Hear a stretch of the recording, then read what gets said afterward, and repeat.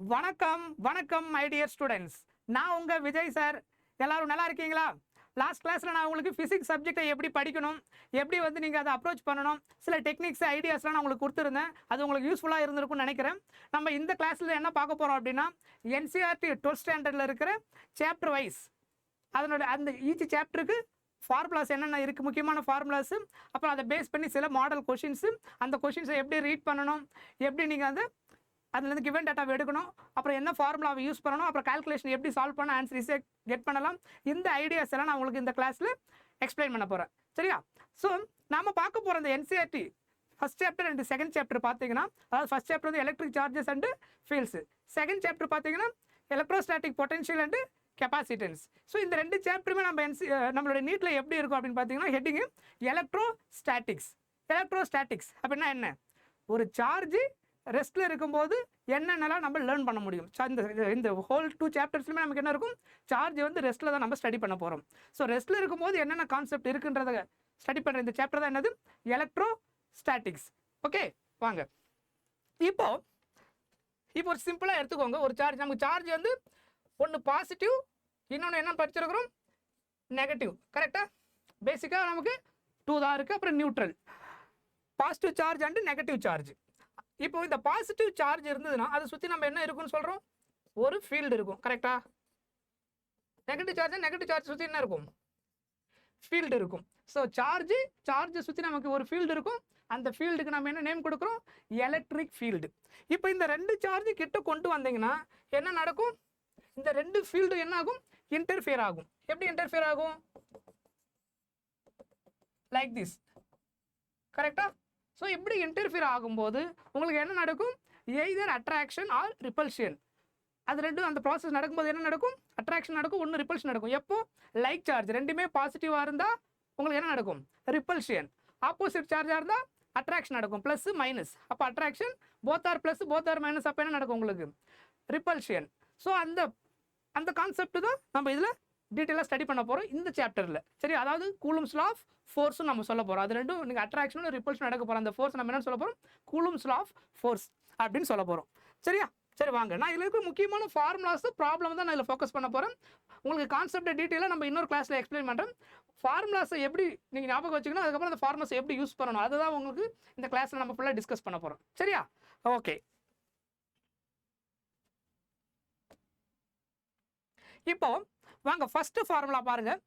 Quantisation of charge. இந்த quantisation of charge அப்படின்னா என்னன்னா, இப்போ ஒரு சார்ஜ் இருந்தால் ஒரு எலக்ட்ரானோ இல்லை proton, electron negative, proton positive. இப்போ மல்டிபிள் சார்ஜஸ் இருந்துச்சுன்னா அப்போ நீங்கள் டோட்டலாக எவ்வளோ சார்ஜ்ன்றது எப்படி கால்குலேட் பண்ணுவீங்க? அதுக்கு யூஸ் பண்ணுற ஃபார்முலா தான் என்னது?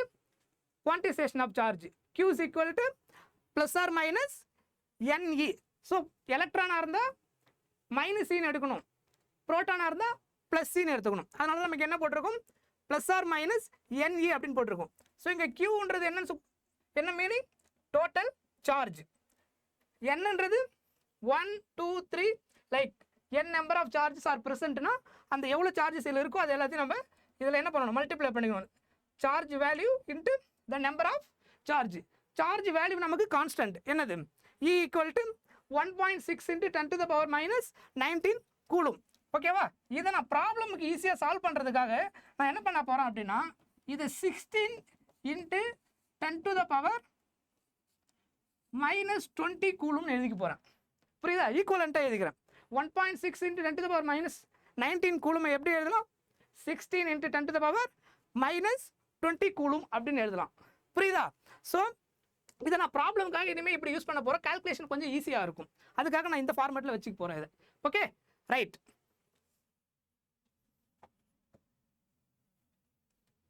இப்போ ஒரு எக்ஸாம்பிள் பாருங்க.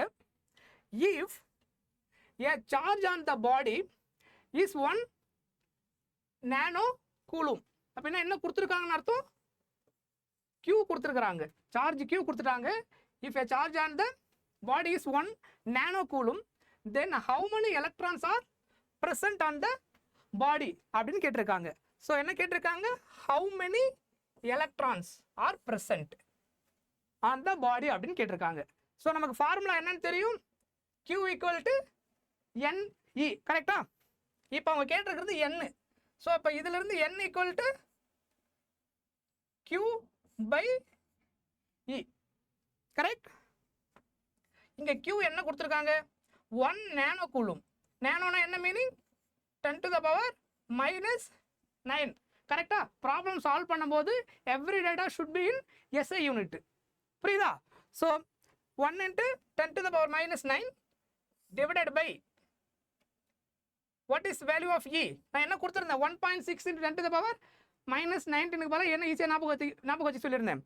16 into 10 to the power minus 20. புரியுதா? இப்போ இதை சால்வ் பண்ணுங்க.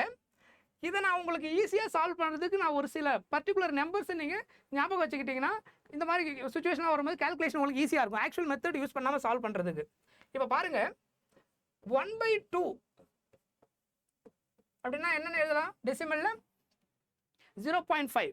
கரெக்ட்? 1/4 இதை எப்படி எழுதலாம்? 0.25. What is 1/8? 0.125. 1/16 0.0625. இதை நீங்கள் ஞாபகம் வச்சுக்கிட்டீங்கன்னா இந்த மாதிரி ஃப்ராக்ஷன்ஸில் வரும்போது நீங்கள் ஆக்சுவல் மெத்தடில் நீங்கள் டிவிஷன் பண்ணாமல் நீங்கள் என்ன டைரெக்டாக அப்ளை பண்ணிடலாம். 1/16 0.0625. ஏன்னா இது அடிக்கடி தேவைப்படும். ஏன்னா ஈயோட value 1.6 into 10 to the power minus 19. கரெக்டாக? அதை நான் உங்களுக்கு ஈஸியாக வச்சுக்கிட்டு 16 10 to the power minus 20 அப்படின்னு கொடுத்துருக்கிறேன். இதை 1/6 நீங்கள் இதை டேரெக்டாக அடிக்கடி ஞாபகம் வச்சிங்கன்னா எப்போலாம் இந்த மாதிரி வேல்யூஸ் வருதோ நீங்கள் கால்குலேஷன் நார்மல் மெத்தடில் போடாமல் டேரெக்டாக நீங்கள் என்ன ரீப்ளேஸ் பண்ணிக்கலாம்? 0.0625. இப்போ இதை சால்வ் பண்ணுங்க, என்ன வருதுன்னு சொல்லுங்க பார்ப்போம். 10 power minus 20 மேலே போனால் 10 power plus 20 plus 20 minus 9 என்ன ஆகிடும்? 10 to the power 11. 1/16 நான் என்ன கொடுத்துருக்கிறேன்? 1/16 என்ன இதெல்லாம் சொல்லியிருக்கிறேன்? 0.0625 into 10 to the power 11. கரெக்டா? ஓகே, இப்போ ஆப்ஷனுக்கு வாங்க. ஆப்ஷனில் ஆன்சர் எப்படி முடிச்சிருக்காங்கன்றத பார்க்கணும். இப்போ என்ன நமக்கு ஆன்சரில் கிடைச்சிருக்கு? 0.0625 into 10 to the power 11. இப்போ பார்த்தீங்கன்னா 1.6 into 10 to the power plus 19 கண்டிப்பாக கிடையாது. கரெக்டா? மீதி இருக்கிற அந்த BCD எல்லாத்துலேயும் நமக்கு என்ன இருக்குது? 6.25 6.25 6.25 வந்திருக்கு. கரெக்டா? அப்போ 6.25 நமக்கு இங்கே கிடைச்சிருக்கு. இப்போ 10 to the power கரெக்டாக நீங்கள் கால்குலேட் பண்ணீங்கன்னா உங்களுக்கு என்ன ஆகிடும்? கரெக்ட் ஆன்சர் கிடைச்சிரும். இப்போ இங்கே பாருங்க, இதுக்கு எது நியரஸ்டாக இருக்குது? 10 to the power 11க்கு நியரஸ்டாக 10 to the power 9. அப்போ இதிலிருந்து ஒரு 100 இதில் மல்டிப்ளை பண்ணிடுங்க. என்ன ஆகிடும்? 6.25 into 10 to the power 9. கரெக்டா? 10 power அந்த 11 நான் என்ன எழுதிருக்கிறேன்? 10 square into 10 to the power 9 எழுதிட்டேன். 10 square 100. இதை 100 மல்டிப்ளை பண்ணிட்டீங்கன்னா 6.25 into 10 to the power 9 அப்படின்னு கிடைக்கும். சரியா? ஸோ இப்போ ஆன்சர் என்ன? 6.25 into 10 to the power 9. இதை உங்களுக்கு புரியுறதுக்காக நான் ரொம்ப நேரம் எக்ஸ்பிளைன் பண்ணுறதை ஒன்ஸ் நீங்கள் இந்த டெக்னிக்கை புரிஞ்சுக்கிட்டீங்கன்னா இந்த ப்ராப்ளம் நீங்கள் சால்வ் பண்ணும்போது மைண்ட்லேயே போட்டுற முடியும். எப்படி? இங்கே பாருங்கள், வேல்யூ Q என்ன கொடுத்துருக்காங்க? 1 நானோ கூலும். நானோனா என்ன? 10 to the power minus 9. சிம்பிளாக பாருங்கள். இப்போ நான் எப்படி ஃபாஸ்ட்டாக போகிறேன்னு பாருங்கள். நானோனா என்னது? 10 to the power minus 9. நமக்கு எனக்கு என்ன தெரியும்?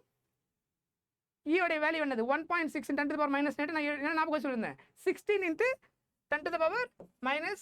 ஸோ அப்போ டேரெக்டாக என்ன போட்டுருவோம்? இங்கே -20 போட்டுருவோம். கரெக்டா? ஸோ -20 மேலே கொண்டு போனால் எனக்கு 10 power plus 9 ஆகிடும். 1/6 0.0625. ஸோ நியரஸ்ட் ஆப்ஷன் எது? 10 to the power 11க்கு nearest 10 to the power 9. Answer எனக்கு 625 கிடச்சிருச்சு. டெசிமல் மாறி இருக்குது. அப்போ அந்த 100 11ல் இருக்கிற ஒரு 100 மல்டிப்ளை பண்ணிட்டா இந்த ஆன்சர் கிடைச்சிரும். இந்த நீங்கள் ப்ராக்டிஸ் நிறைய பண்ணிட்டீங்கன்னா you can do very fast. நீங்கள் ஆக்சுவல் மெத்தட் யூஸ் பண்ணாமல் ஃபாஸ்ட் ஆன்சர் கெட் பண்ண முடியும். நீங்கள் ப்ராக்டிஸ் பண்ண தான் உங்கள் பிரெயினில் இந்த மாதிரி வேல்யூஸ் எல்லாம் கொஞ்சம் ரெஜிஸ்டர் ஆகும். கொஞ்சம் ஆக்சுவல் மெத்தடு சில கேசஸ்லாம் யூஸ் பண்ணாமல் டேரெக்டாக இந்த மாதிரி ஞாபகம் வச்சிருந்து நீங்கள் அப்ளை பண்ணீங்கன்னா உங்களுக்கு டைம் சேவ் ஆகும். ஓகே, வாங்க அடுத்த கொஸ்டின் போகலாம். Okay, next example. A body has -80 microcoulomb of charge. Number of additional electrons in it will be அப்படின்னு கேட்டிருக்காங்க. So number of additional electron என்ன கேட்குறாங்க? n அப்படி தான் என்னன்னு கேட்குறாங்க. எவ்வளோ எலக்ட்ரான்ஸ் ப்ரெசென்ட் ஆகிருக்கும் கொஸ்டின் கேட்டிருக்காங்க. சேம் ஃபார்முலா என்ன வரும்? n equal to Q/E. கரெக்டா? இங்கே எவ்வளோ கொடுத்துருக்குறாங்க? 80. ஓகேவா? நீங்கள் நம்பர் ஆஃப் சார்ஜ் கண்டுபிடிக்கும் போது எலக்ட்ரானாக இருந்தாலும் ப்ரோட்டானாக இருந்தாலும் நீங்கள் சைன் எடுக்க தேவையில்லை. ஓகேவா? மைனஸ் ப்ளஸ் எதாலும் ப்ளஸ்லேயே எடுத்துக்க வேண்டியதான். ஏன்னா நம்பர் ஆஃப் வேல்யூஸ் வந்து கவுண்டிங் வேல்யூஸ், அது நமக்கு நெகட்டிவ்ல கிடைக்காது. ஸோ நியூமரிக்கல் வேல்யூ மட்டும் தான் நம்ம எடுக்கணும். சரியா? n கால்குலேட் பண்ணும்போது அப்போ 80 மைக்ரோ கூலுமை எப்படி எழுதலாம்? 80 இன்ட்டு வாட் இஸ் மைக்ரோ? மைக்ரோன்னு என்ன அர்த்தம்? 10 to the power -6. SI unit of charge வந்து கூலும் மட்டும்தான். மைக்ரோன்றது 10 power -6க்கு பதிலாக யூஸ் பண்ணுற சிம்பிள். ஓகேவா? ரைட். டிவைடட் பை இ நான் எப்படி எடுத்து சொல்லியிருக்கிறேன்? 16 இன்ட்டு 10 to the power -20. கரெக்டா? 1.6 10 to the power -19க்கு பதிலாக என்ன யூஸ் பண்ண சொன்னேன்? இனிமே 16 இன்ட்டு 10 to the power -20. இப்போ இதை சிம்பிளிஃபை பண்ணுங்க. எத்தனை டைம்ஸ் கேன்சல் பண்ணலாம்? இதை 5 டைம்ஸ் வருமா? அப்போ இது ஃபர்தராக சால்வ் பண்ணிங்கன்னா -20 மேலே போனால் என்ன ஆகிடும்? 10 to the power -20 மேலே போனால் 10 power +20. +20 -6 என்ன வரும்? 14. 5 இன்ட்டு 10 to the power 14 ஆப்ஷனில் இருக்கா பாருங்க. இருக்கா? ஸோ இப்போ இந்த 1/16 வேல்யூ உங்களுக்கு தெரிஞ்சால் அந்த மாதிரி சுச்சுவேஷன் டேரெக்டாக யூஸ் பண்ணிக்கலாம். இதில் டேரெக்டாக எலிமினேஷன் 80/16 இருந்ததுனால நான் அந்த 0.065 யூஸ் பண்ணாமல் கேன்சல் பண்ணிட்டேன். So depends on the case. சில கேஸில் எலிமினேஷன் ஈஸியாக இருந்து டேரெக்டாக கேன்சல் பண்ணிடலாம். இல்லை அங்கே நியூமரிக்கல் எலிமினேட் பண்ணுற மாதிரி இல்லைனா 1/16 போல 0.065 போட்டு சால்வ் பண்ணிருக்கலாம். ஸோ போன கேஸுக்கு இந்த கேஸுக்கு உள்ள டிஃபரன்ஸ் அதுதான். Okay right. புரிஞ்சுதா இந்த கொஸ்டின்? ஓகே வாங்க அடுத்த கொஸ்டின் போகலாம். நெக்ஸ்ட் நம்ம இன்னொரு டைப் ஆஃப் கொஸ்டின்ஸ் பார்க்க போகிறோம். Redistribution of charge. இந்த ரீடிஸ்ட்ரிபியூஷன் ஆஃப் சார்ஜ் அப்படின்னா என்னன்னா, ரெண்டு உங்களுக்கு ஒரு ஸ்பெரிக்கல் பாலோ இல்லை ஸ்பியரோ இருக்குன்னு வச்சுக்கோங்க. அதில் வந்து சம் நம்பர் ஆஃப் சார்ஜஸ் இருக்கும். அந்த ரெண்டு பாலோடைய சைஸு டிஃப்ரெண்ட்டாக இருக்கலாம், சேமாக இருக்கலாம், அது பிரச்சனை இல்லை. But the number of charge present இருக்கு இல்லையா, அந்த ரெண்டு பாலில் இருக்கிற அந்த Q1 சார்ஜ் இன்னொன்று நம்ம Q2ன்னு எடுத்துக்கலாம். அது ரெண்டுத்தில் இருக்கிற நம்பர் ஆஃப் சார்ஜ் வந்து என்ன ஆகும்? டிஃப்ரெண்ட்டாக இருக்கும். இப்போது அந்த ரெண்டு பாலையும் நீங்கள் கான்டாக்ட் பண்ணிவிட்டு திரும்ப செப்பரேட் பண்ணிங்கன்னா என்ன ஆகிடும்னா சார்ஜ் ரீடிஸ்ட்ரிபியூட் ஆகிடும். ஆஃப்டர் கான்டாக்டுக்கு அப்புறம் அது ரெண்டுத்தில் எவ்வளோ சார்ஜ் இருக்குன்னு கால்குலேட் பண்ணுற அந்த கேஸுக்கான ஃபார்முலாஸ் தான் நம்ம பார்க்க போகிறோம். சரி, அதுதான் ரீடிஸ்ட்ரிபியூஷன் அப்படின்னு சொல்ல போகிறோம். அந்த கான்டாக்ட்ன்றது டேரெக்டாக அந்த ரெண்டு ஸ்பெரிக்கல் பாலை வந்து நீங்கள் அப்படியே கான்டாக்ட் பண்ணி செப்பரேட் பண்ணிடலாம். அதர்வைஸ் ஒயர் மூலிமா நீங்கள் என்ன பண்ணலாம்? ரெண்டு பால், இந்த ரெண்டு பாலுக்கு நடுவில் லைக் இங்கே வரைஞ்சிருக்கோம் பாருங்க, இந்த மாதிரி ரெண்டு பால் நடுவில் ஒரு ஒயர் மூலிமா நீங்கள் கான்டாக்ட் பண்ணிட்டீங்கன்னா அப்போ என்ன ஆகும்னா சார்ஜ் ரீடிஸ்ட்ரிபியூட் ஆகிடும். ரீடிஸ்ட்ரிபியூட் ஆனதுக்கப்புறம் எவ்வளோ சார்ஜ் இருக்குது அப்படின்னு கண்டுபிடிக்கிற அந்த கேசஸ் தான் நம்ம இந்த ஃபார்முலா ஒரு ரெண்டு கேஸ் நான் உங்களுக்கு கொடுத்துருக்குறேன். அதுக்கான ஃபார்முலாஸும் நான் கொடுத்துருக்குறேன். சரியா? இப்போ இதில் ஃபஸ்ட்டு கேஸ் பாருங்களேன். ரெண்டு ஸ்பியருமே சேம் சைஸில் இருக்குன்னு வச்சுக்கோங்க. That is identical, same shape and size, 2 identical Spears. அப்போ என்ன ஆகிடும்? ரேடியஸ் வந்து சேமாக இருக்கும். கரெக்டாக? இப்போ இதை எடுத்துக்கோங்க. இதுதான் வந்து Q1 Q2 சார்ஜ் ப்ரெசென்ட் இன் த 2 ஐடென்டிக்கல் ஸ்பியர்ஸ். இதனோட ரேடியஸ் நமக்கு என்னது? ஆர். ஏன் ஆர் போட்டிருக்க? ரெண்டுமே ஈக்குவல் ரேடியஸ்ன்னு சொல்லிட்டு, ஏன்னா ஐடென்டிக்கல் ஸ்பியர். இப்போ இதில் இருக்கிற சார்ஜ் என்னன்னு சொல்லியிருக்கிறேன்? Q1. இதில் இருக்கிற சார்ஜ் என்னன்னு சொல்லியிருக்கிறேன்? Q2. ஆஃப்டர் ரீடிஸ்ட்ரிபியூஷனுக்கு அப்புறம் இதில் எவ்வளோ சார்ஜ் இருக்கும் அப்படின்னா, இதில் ஆல்ரெடி ப்ரெசென்ட் ஆகுது இல்லையா Q1 Q2, அதை ஆட் பண்ணி பை 2 பண்ணிங்கன்னா இதில் Q1 அதிகமாக இருந்திருக்கலாம், Q2 கம்மியாக இருந்திருக்கலாம். ஆனால் ஆட் பண்ணதுக்கு மீன்ஸ் கனெக்ட் பண்ணதுக்கு அப்புறம் ரெண்டுத்தையும் ஆட் பண்ணி பை 2 பண்ணிங்கன்னா ஈக்குவலாக என்ன ஆகிடும்? டிஸ்ட்ரிபியூட் ஆகிடும். ஏன் இங்கே ஈக்குவலாக டிஸ்ட்ரிபியூட் ஆகுது? பிகாஸ் இது ரெண்டுமே என்னது? Identical charges. அதனால உங்களுக்கு ஒன்றுத்தில் இப்போ எக்ஸாம்பிள் பாருங்களேன், சிம்பிள். இப்போது Q1 அப்படின்ற சார்ஜ் வந்து செப்பரேட்டாக இருக்கும்போது, ஓகேவா, ஐசோலேட்டாக இருக்கும்போது சப்போஸ் வந்து ஒரு 6ன்னு வச்சுக்கோங்க, 6 மைக்ரோ கூலும். Q2 வந்து ஒரு 4 மைக்ரோ கூலும். ஓகேவா? இது எப்போ? பிஃபோர் கான்டாக்டுக்கு முன்னாடி Q1 வந்து 6 மைக்ரோ கூலும், Q2 வந்து 4 மைக்ரோ கூலும் இருந்திருக்குன்னு வச்சுக்கோங்க.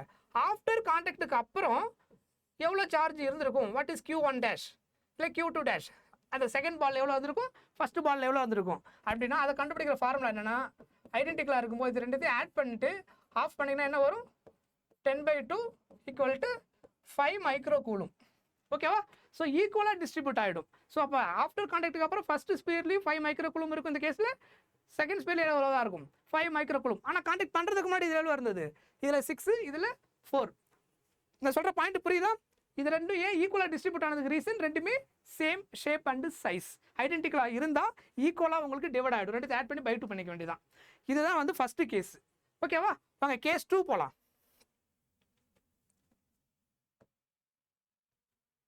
கேஸ் 2 பார்த்தீங்கன்னா இப்போது 2 ஸ்பெரிக்கல் பால் இருக்குது, பட் அதனுடைய ஷேப் சைஸ் வந்து வேறு வேறையாக இருக்குது. ஓகே, சாரி, இந்த கேஸில் வந்து உங்களுக்கு வந்து ஷேப் சேம், சைஸ் மட்டும் வேறு வேறு, அதாவது டிஃப்ரெண்ட்டு ரேடியஸ். ஓகேவா? இதில் வந்து R1, இதில் வந்து என்ன இருக்குது R2. ஸோ இதில் இருக்கிற number of charge Q1 Q2. இந்த Q1ன்றது எப்போ ஐசோலேட்டாக இருக்கும்போது, அதே மாதிரி Q2ன்றது ஐசோலேட்டாக இருக்கும்போது. ஆஃப்டர் கான்டாக்ட் பண்ணதுக்கு அப்புறம் இதில் இருக்கிற சார்ஜ் நான் என்னன்னு சொல்ல போகிறேன், Q1 டேஷ். இதில் இருக்கிற சார்ஜ் என்னன்னு சொல்ல போகிறேன், Q2 டேஷ். இப்போ அதை எப்படி கண்டுபிடிக்கிறது சார் ஆஃப்டர் கான்டாக்டுக்கு அப்புறம் அப்படின்னா, அதுக்கு தான் எங்கே நான் உங்களுக்கு 2 ஃபார்முலா கொடுத்துருக்குறேன். ஆஃப்டர் கான்டாக்டுக்கு அப்புறம் இப்போ ஃபஸ்ட்டு ஸ்பியரில் நீங்கள் எவ்வளோ சார்ஜ்னு கண்டுபிடிக்கணும்னா Q1 டேஷ் ஈக்குவல் டு இது ரெண்டுத்தினுடைய ரேடியஸை சம் பண்ணிக்கணும், R1 + R2. நீங்கள் ஸ்மால் ஆர் கேபிட்டல் ஆர் எதுவும் யூஸ் பண்ணிக்கலாம், இங்கே கன்ஃபியூஸ் ஆகி தேவையில்லை. சரியா? ரேடியஸோட சிம்பிள் தான். ஸோ நீங்கள் இங்கே உங்களுக்கு கன்ஃபியூஷனாக இருந்தால் இதே கேபிட்டல் R1 கேபிட்டல் R2 போட்டுக்கோங்க. That is not a problem, it is representation only. So இது 2 ரேடியஸ் நீங்கள் என்ன பண்ணீங்கன்னா ஆட் பண்ணிவிட்டு ஃபஸ்ட்டு சார்ஜ் ஆஃப்டர் டிஸ்ட்ரிபியூஷனுக்கு அப்புறம் எவ்வளோ இருக்குன்னு கண்டுபிடிக்கணும், அதனுடைய radius R1/R1 + R2 into the total charge present. அதாவது எப்போ கான்டாக்ட் பண்ணுறதுக்கு முன்னாடி எவ்வளோ இருந்தது, Q1 + Q2. அதே மாதிரி Q2 dash எழுதுனீங்கன்னா R2/R1 + R2 into Q1 + Q2. புரியுதா?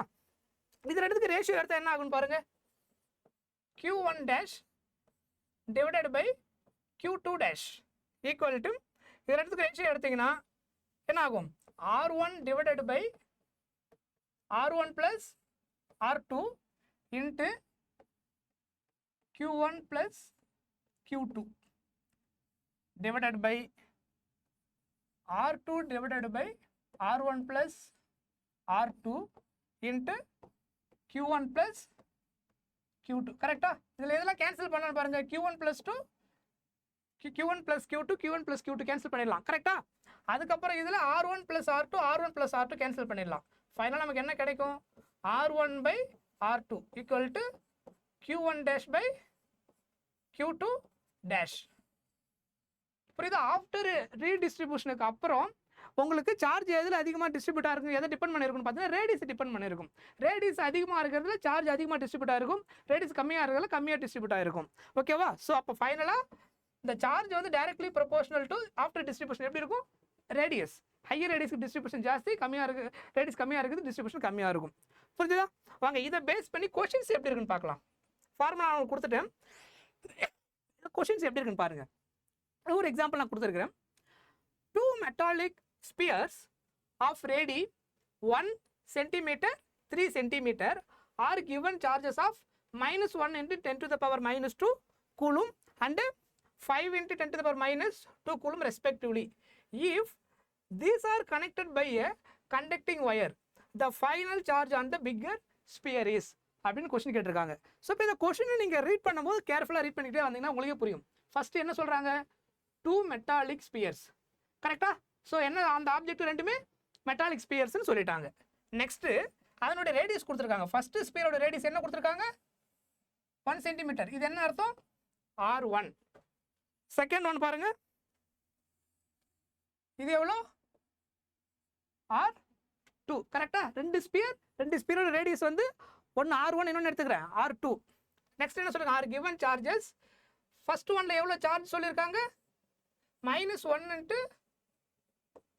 10⁻⁻2 கூலும். அதான் என்னது, Q1 charge.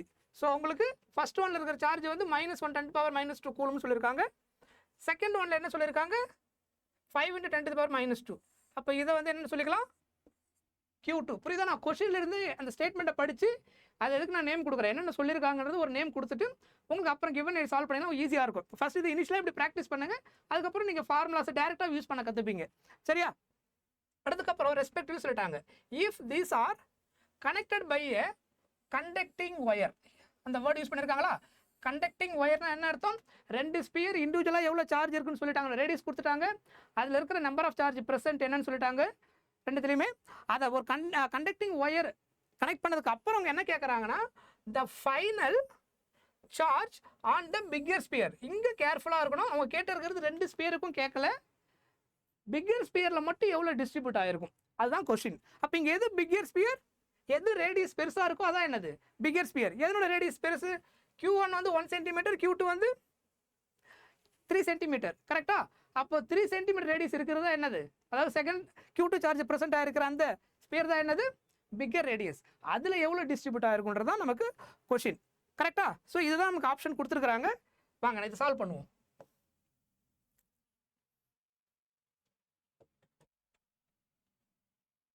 Okay right. So இந்த கேஸுக்கு ஃபார்முலா என்ன கொடுத்துருந்தேன் நான்? பிக்கர் ஸ்பியர் என்ன எடுத்துருக்கீங்க? Q2 dash correct. பிக்கர் ஸ்பியருக்கு என்ன எடுத்துருக்கேன்? Q2 dash. Q2 dash equal to formula என்ன கொடுத்துருந்தேன்? அதனுடைய radius divided by sum of the radius R1 plus R2 into Q1 plus Q2. இதான ஃபார்முலா கொடுத்துருந்தேன். ரெண்டு ஸ்பியரோட ரேடியஸ் தெரிஞ்சா டோட்டல் சார்ஜ் தெரிஞ்சா ஆஃப்டர் டிஸ்ட்ரிபியூஷன் கண்டுபிடிக்கிற ஃபார்முலா ஃபர்ஸ்ட் ஒனுக்கு Q1 equal to R1 by R1 plus R2 into Q1 plus Q2. அது first ஒன்று கேட்டிருந்தாங்கன்னா இப்போ நான் கண்டுபிடிக்கிறது என்னது? செகண்ட் ஒனுக்கு. சரியா? ரைட். இப்போ சப்ஸ்டிட் பண்ணுங்க values. What is R2? 3 centimetre. R1 plus R2 1 plus 3 என்ன வரும்? 4 சென்டிமீட்டர். சென்டிமீட்டர் கேன்சல் ஆகிடும். ரேஷியோ எடுக்கும்போது சேம் யூனிட்டாக இருந்தால் உங்களுக்கு என்ன ஆகிடும்? கேன்சல் ஆகிடும். அதனால நான் சென்டிமீட்டர் மீட்டரை நான் கன்வெர்ட் பண்ணலை. 3 சென்டிமீட்டர் பை 4 சென்டிமீட்டர் கேன்சல் ஆகிடும். ஸோ அதனால் அதை கன்வெர்ட் பண்ணலை எஸ்ஐ யூனிட்டுக்கு. சரியா? Q1 ப்ளஸ் Q2 இங்கே எவ்வளோ சார்ஜ் இருக்குது பாருங்கள். -1 இன்ட்டு 10 to the power என்ன கொடுத்துருக்காங்க? -1 இன்ட்டு 10 to the power -2. அப்புறம் என்ன ஆட் பண்ணணும்? 5 into 10 to the power -2. So அப்போ இதை சால்வ் பண்ணிங்கன்னா என்ன ஆகும்? -1 plus 5 10 to the power -2 common இல்லையா? ரெண்டுமே ஒரே பவர், சேம் பவராக இருக்கிறதுனால அதை காமனாக எடுத்துனா what is 5 - 1? 4 into 10 to the power -2 coulomb. புரியுதா? ரைட். அப்போ இங்கே சப்ஸ்டிட் பண்ணிங்கன்னா என்ன வரும்? 4 into 10 to the power -2. That is what? Sum of the charges Q1 plus Q2. So அப்போ இங்கே என்ன ஆகிடும்? 4 கேன்சல் ஆகிடும். ஸோ இப்போ ஆன்சர் என்ன கிடைக்கும்? 3 இன்ட்டு 10 to the power -2 கரெக்டா? கூலும் இருக்கா? ஆப்ஷனில் பாருங்க. 3 into 10 to the power -2 coulomb. So இதான் என்னது? ஆஃப்டர் டிஸ்ட்ரிபியூஷனுக்கு அப்புறம் செகண்ட் ஸ்பியரில் இருக்கிற சார்ஜ். கிளியர்? புரிஞ்சுதா? புரிஞ்சிக்க முடியுதா என்ன சொல்கிறேன்றது? ரைட். வாங்க இன்னொரு கொஸ்டின் பார்ப்போம், உங்களுக்கு இன்னும் கொஞ்சம் புரியும். இப்போ இந்த கொஸ்டின் பாருங்க, அதே மாதிரி கொஸ்டின் தான் இது. 2 metal spheres ஆஃப் ரேடி என்ன கொடுத்துருக்காங்க? ஃபர்ஸ்ட் ஒன்னுடைய ரேடியஸ் வந்து 0.01. செகண்ட் ஒன் என்ன கொடுத்துருக்காங்க? ஸோ இப்போ இதை என்னன்னு சொல்லிக்கலாம்? R1. இது என்னன்னு சொல்லிக்கலாம்? R2. கரெக்டா? ஆர் கிவன் சார்ஜ் இது என்ன சொல்லியிருக்காங்க? Q1. இதை என்னன்னு சொல்லிக்கலாம்? Q2 respectively. கரெக்டா? ஃபர்ஸ்ட் ஸ்பியரில் இருக்கிற charge 15 millicoulomb, second one என்ன கொடுத்துருக்காங்க? 45 millicoulomb respectively. They are connected by என்ன சொல்லியிருக்காங்க? Connected by wire. கரெக்டா? போன கேஸ்ல இருந்தது அந்த word. Then the final charge on the first sphere. இங்கே என்ன கேட்டிருக்காங்கன்னா final charge on the first sphere கேட்டிருக்காங்க. போன கேஸில் பிக்கர் ஸ்பியர்னு கேட்டிருந்தாங்க, இந்த கேஸில் ஃபர்ஸ்ட் ஸ்பியர். அப்போ Q1 அந்த சார்ஜ் ப்ரெசென்ட் ஆன அந்த ஸ்பியரில் இருக்கிற கேஸில் தான் ஆஃப்டர் டிஸ்ட்ரிபியூஷனுக்கு அப்புறம் எவ்வளோ இருக்குன்னு கேட்குறாங்க. கரெக்டா? இப்போ ஃபர்ஸ்ட் ஸ்பியர் ஃபார்முலா என்ன கொடுத்துருந்தேன்? Q1 dash equal to R1 divided by R1 plus R2 into Q1 plus Q2. கரெக்டா? ஸோ அப்போ R1 என்னது நமக்கு இங்கே? 0.01. What is R1 plus R2? 0.03. Correct? What is the total charge? இது 15 மில்லி கூலும், அது 45 milli coulomb. ரெண்டுமே எதில் இருக்கு? மில்லி கூலும்ல இருக்கு. அப்போ 45 plus 15 ஆட் பண்ணினா என்ன ஆகிடும்? 16. What is milli? மில்லினா என்ன அர்த்தம்? மில்லியோட கன்வர்ஷன் என்னது? 10 பவர் -3. மைக்ரோனா 10 பவர் -6. ஞாபகம் இருக்கா? Milli means what? 10 பவர் -3. மைக்ரோனா அங்கே யூஸ் பண்ணுற சிம்பிள் என்ன? மியூ. மில்லிக்கு நாங்கள் இங்கே என்ன யூஸ் பண்ணுறோம்? லைக் இந்த மாதிரி ஸ்மால் எம் யூஸ் பண்ணுறோம். மில்லி கூலும், மில்லி மீட்டர் அதெல்லாம் வரும்போது என்ன இருக்கும்? இங்கே எதை கன்வெர்ட் பண்ணணும்? 10 பவர் -3 மாற்றிடணும். மைக்ரோ வந்து 10 பவர் -6.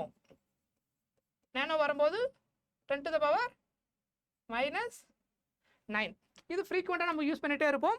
மைக்ரோ அடிக்கடி கெப்பாசிட்டரில் யூஸ் பண்ணுவோம், ஃப்ரீக்வெண்ட்டாக யூஸ் பண்ணுவோம். ஏன்னா கெப்பாசிட்டருடைய யூனிட் வந்து ஃபேரடில் இருக்கும், மைக்ரோ ஃபேரடில் தான் நமக்கு அதிகமாக கொடுப்பாங்க. அது ஸ்மால் வேல்யூஸில் தான் இருக்கும் அது எப்பயுமே. சரியா? ஸோ மைக்ரோ ஃப்ரீக்வெண்ட்டாக நம்ம அதை யூஸ் பண்ணுவோம். அதுக்கப்புறம் நேனோ மில்லி இதெல்லாம் அங்கங்கே சில சாப்டர்ஸில் யூஸ் பண்ணுவோம். ஸோ அந்த கன்வர்ஷன் ஞாபகம் வச்சுக்கோங்க. சரியா? ஸோ அப்போ இந்த கேஸில் மில்லி கூலும்ன்றதுனால மில்லியை வந்து என்ன எழுதலாம், 10 to the power -3.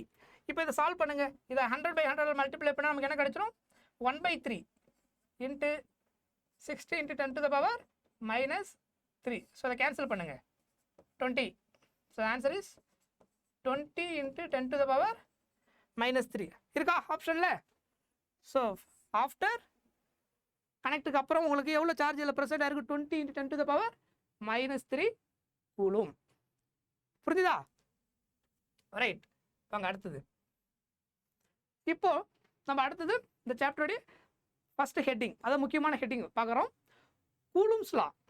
So coulomb's லானா என்ன ஞாபகம் இருக்கா? Coulomb's law of force. 2 charge இருக்கு. எப்போ யூஸ் பண்ணுவது, 2 சார்ஜ் இருக்கு, லைக் இங்கே ஒரு சார்ஜ் இங்கே ஒரு சார்ஜ் இருக்கு. இந்த 2 சார்ஜுக்கு நடுவில் என்ன ஆகும், ஒரு ஃபோர்ஸ் எக்ஸ்பீரியன்ஸ் ஆகும். அந்த சார்ஜ் ரெண்டுமே பாசிட்டிவாக இருக்கலாம் இல்லை நெகட்டிவாக இருக்கலாம், வாட் எவர் த சார்ஜஸ். அட்ராக்ஷனோ ரிப்பல்ஷன் நடக்கும்போது என்ன ஆகும், ஒரு ஃபோர்ஸ் எக்ஸ்பீரியன்ஸ் ஆகுது. கரெக்டாக? அந்த ஃபோர்ஸு எதை டிபெண்ட் பண்ணியிருக்குன்றத கொடுக்குற எக்ஸ்பிரஷன் தான் என்னது, கூலும்ஸ் லா. இது ரெண்டுத்துக்கு நடுவில் ஒரு டிஸ்டன்ஸ் ஆர்னு இருக்கும். இதை charge Q1 R small Q1 இதெல்லாம் யூஸ் பண்ணிக்கோங்க. Capital Q1 Q2 no issue. So Q1 Q2 distance என்னது, R. அப்போ அந்த ஃபோர்ஸ் எவ்வளோ இருக்கும் கண்டுபிடிக்கிறதுக்கான ஃபார்முலா தான் என்னது, coulomb's law. So force directly proportional to product of their charges. Q1 Q2 அந்த 2 சார்ஜ் நீங்கள் மல்டிப்ளை பண்ணிடணும். ப்ராடக்ட் ஆஃப் த சார்ஜஸ்க்கு டைரக்ட்லி ப்ரொபோர்ஷனல். அதுக்கப்புறம் இன்வெர்ஸ்லி ப்ரொபோர்ஷனல் டிஸ்டன்ஸ். டிஸ்டன்ஸ் அதிகமாக ஃபோர்ஸ் என்ன ஆகிட்டே போகும், நமக்கு குறைஞ்சிக்கிட்டே போகும். கரெக்டாக? ஸோ இதில் டிஸ்டன்ஸ் குறைய ஃபோர்ஸ் ஜாஸ்தி ஆகிட்டே போகும். Inversely proportional. டிஸ்டன்ஸ் குறைஞ்சா force increase, distance expend force decrease. That is what, inversely proportional. இதுதான் அதனுடைய டெஃபினேஷன். ஓகே. அதுக்கப்புறம் இதனுடைய ப்ரொபோர்ஷனாலிட்டி கான்ஸ்டன்ட் 1/4πε0. இது இதில் வேக்கமில். ஓகேவா? 2 சார்ஜ் நீங்கள் வேக்கமில் வச்சிங்கன்னா அப்போது அந்த ப்ரொபோர்ஷனாலிட்டி கான்ஸ்டன்ட் 1/4πε0 Q1 Q2/r². ஓகேவா? இதை நம்ம ஃப்ரீக்வெண்ட்டாக ஈஸியாக ஞாபகம் வச்சுக்க சிம்பிள் யூஸ் பண்ணுறோம். அதான் என்னது, கே எதுக்கு ரீப்ளேஸ்மெண்ட் பண்ணுறோம், 1/4πε0. அதனுடைய SI யூனிட் என்னது, newton metre square coulomb power -2. புரியுதா? ரைட். அடுத்தது இந்த ε0 என்ன meaning, permittivity of free space or vacuum or air. நம்ம இங்கே ஏர் மீடியம் எப்படி எடுத்துக்கிறோம், வேக்கம் தான் எடுத்துக்க போகிறோம். நம்ம சிலபஸில் அப்படி தான் கொடுத்துருக்காங்க. சரியா? ஸோ ஏர் மீடியம்னாலும் வேக்கம் தாங்க அர்த்தம். ε0 = 8.854 × 10 to the power -12. இது அதனுடைய கான்ஸ்டன்ட் வேல்யூ வேக்கமில். அப்புறம் அதனுடைய யூனிட் என்ன, coulomb square newton power -1 metre power -2. ஓகேவா? அதுக்கப்புறம் ரிலேட்டிவ் பெர்மிட்டிவிட்டி. வேக்கமுக்கும் மீடியமுக்கும் உள்ள அந்த பெர்மிட்டிவிட்டியை கம்பேர் பண்ணுறதா என்னது, ரிலேட்டிவ் பெர்மிட்டிவிட்டி. அதுக்கு இன்னொரு நம்ம வேற ஒரு ரெப்ரசன்டேஷன் என்ன கொடுப்போம்னா டைஎலக்ட்ரிக் கான்ஸ்டன்ட். ஓகேவா? அதோட சிம்பிள் K. So εr = ε/ε0. எப்சிலான்னா என்ன meaning, permittivity of the medium. அந்த மீடியமுடைய பெர்மிட்டிவிட்டி ε0ன்றது பெர்மிட்டிவிட்டி ஆஃப் வேக்கம். ஸோ எப்சிலானுக்கும் ε0 அது ரெண்டுத்துக்கு ரேஷியோ எடுத்தீங்கன்னா அதான் நம்ம என்ன சொல்ல போகிறோம், ரிலேட்டிவ் பெர்மிட்டிவிட்டி. புரியுதா? ரைட். அதர்வைஸ் இதை எப்படி சொல்லலாம், கேன்னு சொல்லலாம். K = ε/ε0. ரெண்டு ஒரே மீனிங் தான். டைஎலக்ட்ரிக் கான்ஸ்டன்ட்னாலும் ரிலேட்டிவ் பெர்மிட்டிவிட்டினாலும் சேம் மீனிங் சேம் ரேஷியோ. ஓகேவா? ரைட். இப்போ கூலும்ஸ் லா வந்து ஏதாவது ஒரு மீடியமில் இருக்கும்போது எப்படி அப்ளை பண்ணணும் அதை தான் நம்ம இந்த கிளாஸில் இப்போ அடுத்து இந்த இதில் பார்க்க போகிறோம். ஓகேவா? இந்த ஹெட்டிங்கில் சி லிசன். இப்போ ஃபர்ஸ்ட் நான் வேக்கம் எடுத்துப்போம். சரியா? இது வந்து Q1 charge, Q2 charge, distance R. இது என்ன மீடியம்னு எடுத்துக்கிறேன், ε0, அதாவது ஏர் மீடியம் ஆர் வேக்கம்னு எடுத்துக்கிறேன். சரியா? இப்போ ஃபோர்ஸுடைய ஃபார்முலா என்னது, F = K Q1 இல்லைன்னா டேரெக்டாக 1/4πε0 யூஸ் பண்ணிக்குவாங்க. 1/4πε0 Q1 Q2/r². இதான் நம்ம ப்ரீவியஸ் டாப்பிக்கில் பார்த்தது. கரெக்டாக? வேக்கமில். ரைட். அடுத்தது இதே case, same distance Q1 Q2, but medium என்னது டிஃப்ரெண்ட். Any medium. ஓகேவா? Any medium or dielectric medium. மீடியமில் வைக்கும்போது ஃபோர்ஸ் என்ன ஆகும் அப்படின்றது தான் இப்போ அந்த எக்ஸ்பிரஷன் தான் பார்க்க போகிறோம் கூலும்ஸ் லா கேஸில். சரியா? இங்கே நான் என்ன எழுத போகிறேன்னா எஃப்எம்னு என்ன அர்த்தம்? Force in a medium equal to 1/4π. இந்த எப்சிலான் நாட்டுக்கு பதிலாக என்ன யூஸ் பண்ணணும்? எப்சிலான் யூஸ் பண்ணணும். ஏன் நாட்டு யூஸ் பண்ணல அப்படின்னா எப்சிலான் நாட்டுன்றது வேக்கம், ஆனால் இது என்னது? Any medium, dielectric medium. So 1/4π epsilon naught replaced by epsilon, அந்த மீடியம் யூஸ் பண்ணணும். ரிமைனிங் எல்லாமே சேம் தான், மீடியம் டிஃபர் ஆகிடும். ஓகே, புரிஞ்சுதா? இப்போ நான் என்ன பண்ண போறேன்னா ரிலேட்டிவ் பெர்மிட்டிவிட்டி உள்ள கொண்டு வர போறேன். ரிலேட்டிவ் பெர்மிட்டிவிட்டி என்ன கொடுத்துருந்தேன்? Epsilon R equal to epsilon by epsilon naught. கரெக்டா? கிராஸ் மல்டிப்ளை பண்ணுங்க. Epsilon naught into epsilon R equal to what? Epsilon. இப்போ எப்சிலானுக்கு பதிலாக நான் என்ன ரீப்ளேஸ் பண்ணலாம்? எப்சிலான் நாட் இன்ட்டு எப்சிலான் ஆர்னு இந்த எக்ஸ்பிரஷனில் சப்ஸ்டிட் பண்ணலாமா? Right. Then FM equal to 1/4π epsilon. Correct? Epsilon replaced by epsilon naught epsilon r. கரெக்டா? இந்த எப்சிலானுக்கு பதிலாக என்ன ரீப்ளேஸ் பண்ணுறேன்? Epsilon naught into epsilon r q1 q2 by same distance r square. ஓகேவா? ரைட். இப்போ பாருங்க, இந்த 1/4π epsilon naught into q1 q2 by r square already நம்ம எது கண்டுபிடிச்சிருக்கிறோம்? F equal to 1/4π epsilon naught q1 q2 by r square என்னது? Force in A vacuum. அப்போ இதுக்கு பதிலாக என்ன எழுதலாம்? 1/4π epsilon naught q1 q2 by r square பதிலாக f ன்னு எழுதலாமா? அதர்வைஸ் நான் ஈஸியாக ஞாபகம் வச்சுக்கிறேன், ஒரு சிம்பிள் f நாட்னு யூஸ் பண்ணிக்கிறேன். f not means what? Force in A vacuum. அது நம்ம ஈஸியாக இருக்கிறதுக்காக நான் f நாட் ஒரு ரெப்ரசன்டேஷன் எடுத்துக்கிறேன். சரியா? ஸோ அப்போ fm ஈக்குவல் டு இப்போ நான் என்ன எழுதலாம்? இதுக்கு பதிலாக f நாட் ரீப்ளேஸ் பண்ணிட்டு by epsilon R. Okay, so இதான் அந்த எக்ஸ்பிரஷன். புரியுதா? Force in a medium FM equal to F naught by epsilon R. Otherwise epsilon ஆரை நீங்கள் எப்படி எழுதலாம்? Epsilon R equal to F naught divided by FM. புரியுதா? F naught divided by FM. Otherwise dielectric constant எழுதுனீங்கன்னா இப்படியும் எழுதலாம். அது case equal to F naught by FM. சொல்ற புரியுதா? இதுதான் ஆக்சுவலா மீடியம் வரும்போது நீங்க ஃபோர்ஸோட ஃபார்முலாவை யூஸ் பண்றது. புரியுதா? இதான் அந்த ரிலேஷன், இன்டர்லிங்க் ரிலேஷன். ரைட், வாங்க. புரியுதா இது? இப்போ இந்த கூலும்ஸ் லாவை பேஸ் பண்ண சில क्वेश्चंस நம்ம டிஸ்கஸ் பண்ணுவோம். ரைட், இந்த क्वेश्चन பாருங்க. 2 spheres carrying charge plus 6 microcoulomb and plus 9 microcoulomb separated by a distance d. புரியுதா? என்ன சொல்லியிருக்காங்க? 2 spheres of carrying charge. 2 sphere இருக்கு, அதில் இருக்கிற சார்ஜ் என்ன சொல்லியிருக்காங்க? ப்ளஸ் 6 மைக்ரோகூலும். ஸோ இதை என்ன எடுத்துக்கிறேன்? q1. இது என்ன எடுத்துக்கிறேன்? q2 plus 9 microcoulomb q2 separated by a distance d. நம்ம ஃபார்முலாவில் ஆர்னு கொடுத்துருந்தோம் இல்லையா? R square f equal to k into q1 q2 by R ஸ்கொயருக்கு பதிலாக என்ன கொடுத்தாங்க? ஆருக்கு பதிலாக டின்னு கொடுத்துருக்காங்க. டி ஸ்கொயர்னு யூஸ் பண்ணிக்கணும். அதுக்கப்புறம் experience a force of F, repulsion of எஃப்னு சொல்லியிருக்காங்க. ஏன் ரிப்பல்ஷன் சொல்லியிருக்காங்க? ரெண்டுமே என்ன charge? Positive charge. Like charge என்ன ஆகும்? ரிப்பல் ஆகும். அதனால ரிப்பல்ஷன் சொல்லியிருக்காங்க. அப்போ அதாவது அந்த ப்ளஸ் 6 மைக்ரோகூலும் சார்ஜும் 9 மைக்ரோகூலும் சார்ஜ் எக்ஸ்பீரியன்ஸ் ஆகிற ஃபோர்ஸை எஃப்னு வச்சு சொல்லியிருக்காங்க, அந்த ரிப்பல்ஷன் ஃபோர்ஸை. அடுத்து அவங்க என்ன சொல்லியிருக்காங்க? when a charge of -3 microcoulomb is given to both spheres. அப்போ என்ன பண்ணுறாங்க? -3 மைக்ரோகூலும் 2 ஸ்பியர் என்ன பண்ணுறாங்க? ஆட் பண்ணுறாங்க. ஆட் பண்ணிங்கன்னா and kept at the same distance. அந்த 2 சார்ஜும் எந்த பொசிஷனில் இருந்ததோ அது அங்கே தான் இருக்குது. அதில் வந்து சேஞ்சஸ் கிடையாது. அந்த டிஸ்டன்ஸ் சேம். -3 மைக்ரோகூலும் என்ன பண்ணியிருக்காங்க? ப்ளஸ் 6 மைக்ரோகூலும் சார்ஜ் கூடயும் ப்ளஸ் 9 மைக்ரோகூலும் சார்ஜில் ஆட் பண்ணியிருக்காங்க. ஆட் பண்ணதுக்கு அப்புறம் சேம் டிஸ்டன்ஸ் இருக்குது. The new force, new repulsion force என்னவா இருக்கும் அப்படின்னு கேட்குறாங்க. அந்த ப்ரீவியஸ் ஃபோர்ஸை கம்பேர் பண்ணும்போது இந்த நியூ ஃபோர்ஸ் வந்து இன்க்ரீஸா இல்லை டிக்ரீஸா இல்லை 2 டைம்ஸா 3 டைம்ஸா இல்லை 1/4 வாட் எவர் த வேல்யூ, அந்த கால்குலேஷனை சால்வ் பண்ணி செக் பண்ணி சொல்லணும், ஒர்க் அவுட் பண்ணி. சரியா? ரைட். ஸோ கொஸ்டின் புரிஞ்சுதா என்னென்ன சொல்லியிருக்காங்கன்றது? இதுதான் கிவன் டேட்டா. இதை கரெக்டாக உங்களுக்கு புரிஞ்சிச்சுன்னா ஈஸியாக நீங்கள் ஃபார்முலாவில் அப்படியே அப்ளை பண்ணி இன்டர்லிங்க் அந்த ரிலேஷனை கொண்டு வந்துட முடியும். புரியுதா? சரி வாங்க. இப்போ அந்த கேஸுக்கான கிவன் நான் தனியாக எழுதிட்டேன். ஸோ என்ன அதில் நான் மென்ஷன் பண்ணிட்டேன் கரெக்டாக. Q1 என்னது 6 மைக்ரோ கூலும், Q2 எவ்வளோ 9 மைக்ரோ கூலும். ஆக்சுவலாக உங்களுக்கு ரெஃபரன்ஸுக்கு வேணும்னா டயக்ராம் நீங்களாக ஒரு தடவை போட்டுக்கோங்க. ஸோ இதுதான் ஆக்சுவலாக அவங்க சொல்லியிருக்காங்க. இது 6 மைக்ரோ கூலும், 9 மைக்ரோ கூலும். இதுதான் Q1, இது Q2. ரெண்டுத்துக்குள்ள டிஸ்டன்ஸ் வந்து அவங்க என்ன சொல்லிட்டாங்க, டீன்னு சொல்லியிருக்காங்க அந்த கொஸ்டினில். கரெக்டா? அப்போ இருக்கிற ஃபோர்ஸ் என்ன? அப்போ ஃபோர்ஸ் ஃபார்முலா என்ன நமக்கு? படிச்ச force formula K Q1 Q2 by R ஸ்கொயருக்கு பதிலாக என்ன யூஸ் பண்ணணும்? D square. Q1 என்ன? 6 micro coulomb. 6 into 9 into what? 10 to the power minus 12. கரெக்டா? என்ன பண்ணி தெரியுதா? மைக்ரோன்னு என்னன்னு சொல்லியிருந்தேன், 10 to the power minus 6.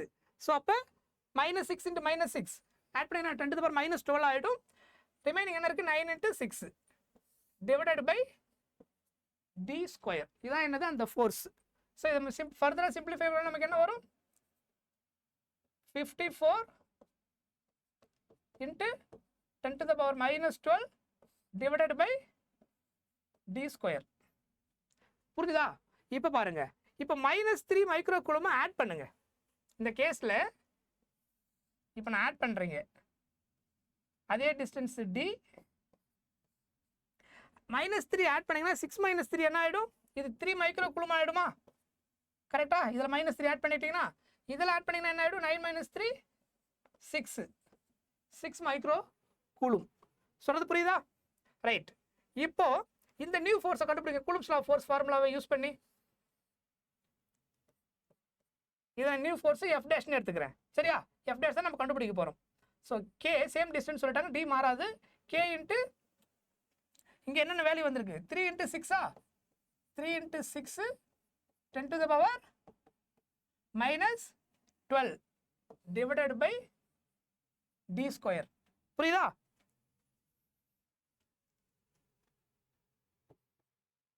So இதை அப்படியே வச்சுக்கோங்க. இப்போ என்ன பண்ணுங்க, இப்போ நான் எஃப் டேஷ் கிடச்சிச்சு, எஃப் எனக்கு கிடச்சிச்சு. கரெக்டாக? இதான் என்னது? எஃப். இது ரெண்டுத்துக்கும் ரேஷியோ எடுங்க, ரெண்டுத்துக்கும் டிவைட் பண்ணுங்க. எஃப் டேஷ் பை எஃப் நான் இங்கே போடுறேன். F dash by F. Okay, F dash by F. இது ரெண்டுத்துக்கு இது எதாவது டிவிசல் பண்ணிங்கன்னா என்ன ஒரு எஃப் டேஷ் என்ன வந்திருக்கு? K 6 3 into 6 into 10 to the power minus 12 by d square. d square என்ன ஆகிடும்? ரெண்டுத்துலையும் cancel ஆகிடுமா?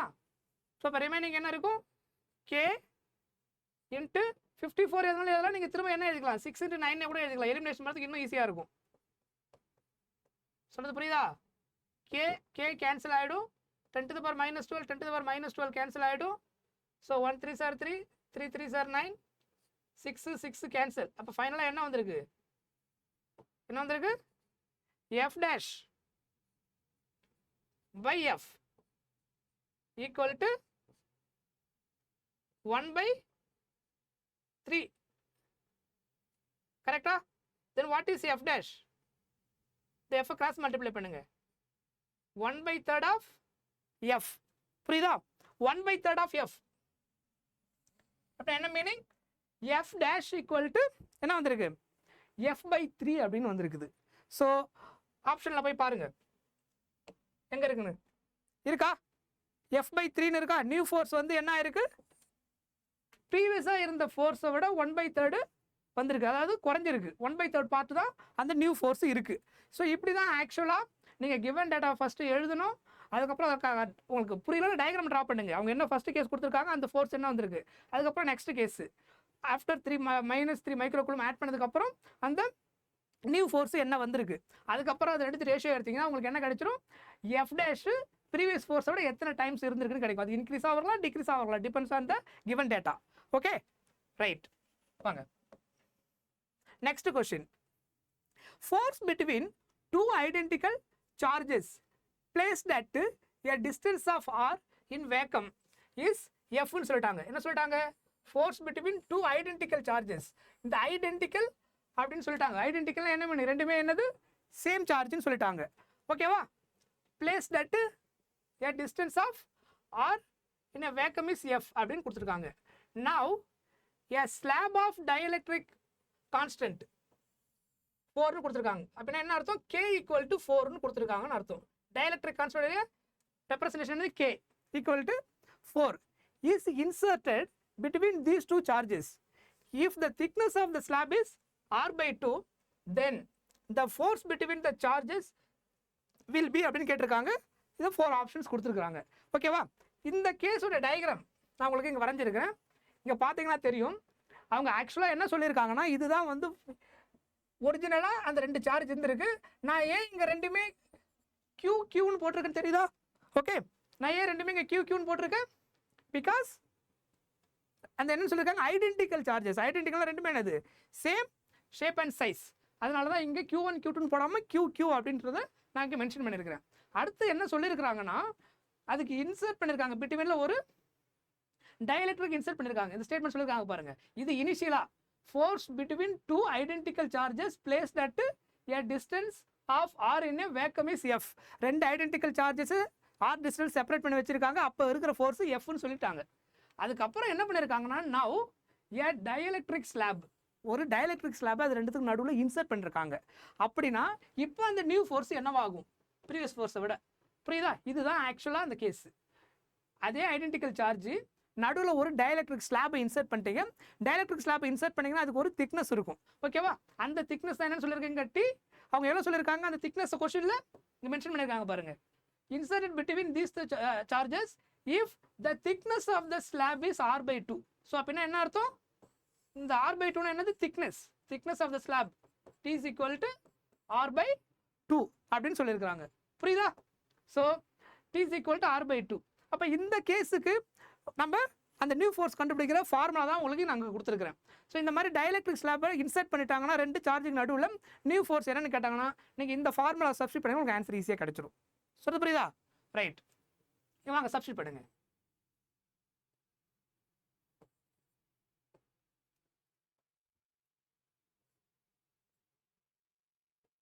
f dash equal to, அதுக்கு முன்னாடி ஃபர்ஸ்ட் என்ன கண்டுபிடிச்சிரும்னா ஆக்சுவல் ஃபோர்ஸ் என்னது?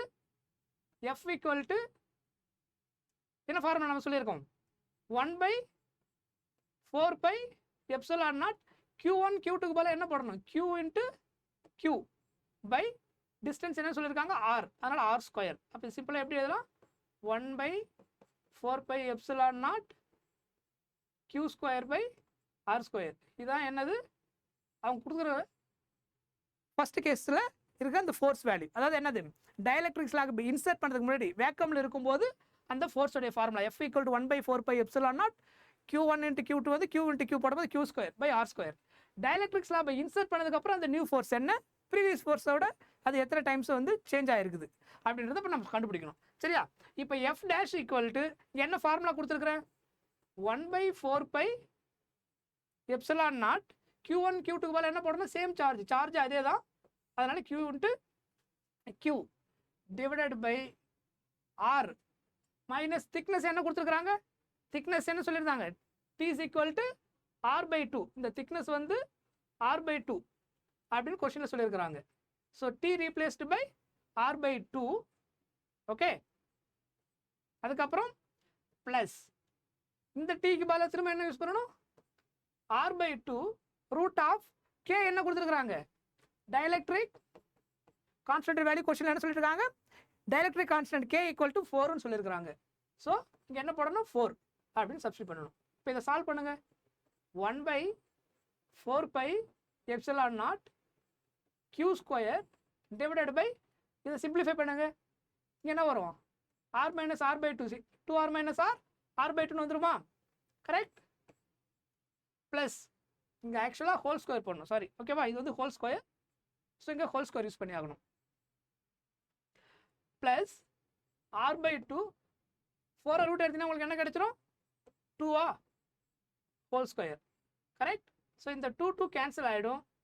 ஸோ ரிமைனிங் இருக்கிறத சால்வ் பண்ணிங்கன்னா என்ன கிடைக்கும்? 1/4 pi epsilon naught q square by r by 2 plus r என்ன வரும்? 2r plus 1r 3r by 2, otherwise 3/2 r whole ஸ்கொயர்னு கிடைக்கும். சொல்கிறது புரியுதா? இப்போ இதை மறுபடியும் சால்வ் பண்ணிங்கன்னா 1/4 எப்சிலான் நாட் இதை ஹோல் ஸ்கொயர் பண்ண என்ன ஆகிடும் 9/4. 9/4னா இப்போ என்ன வரும் உங்களுக்கு 4 மேலே போயிடுமா 4/9 இன்ட்டு q²/r². சொல்கிறது புரியுதா? 3² வந்து 9, 2² வந்து 4.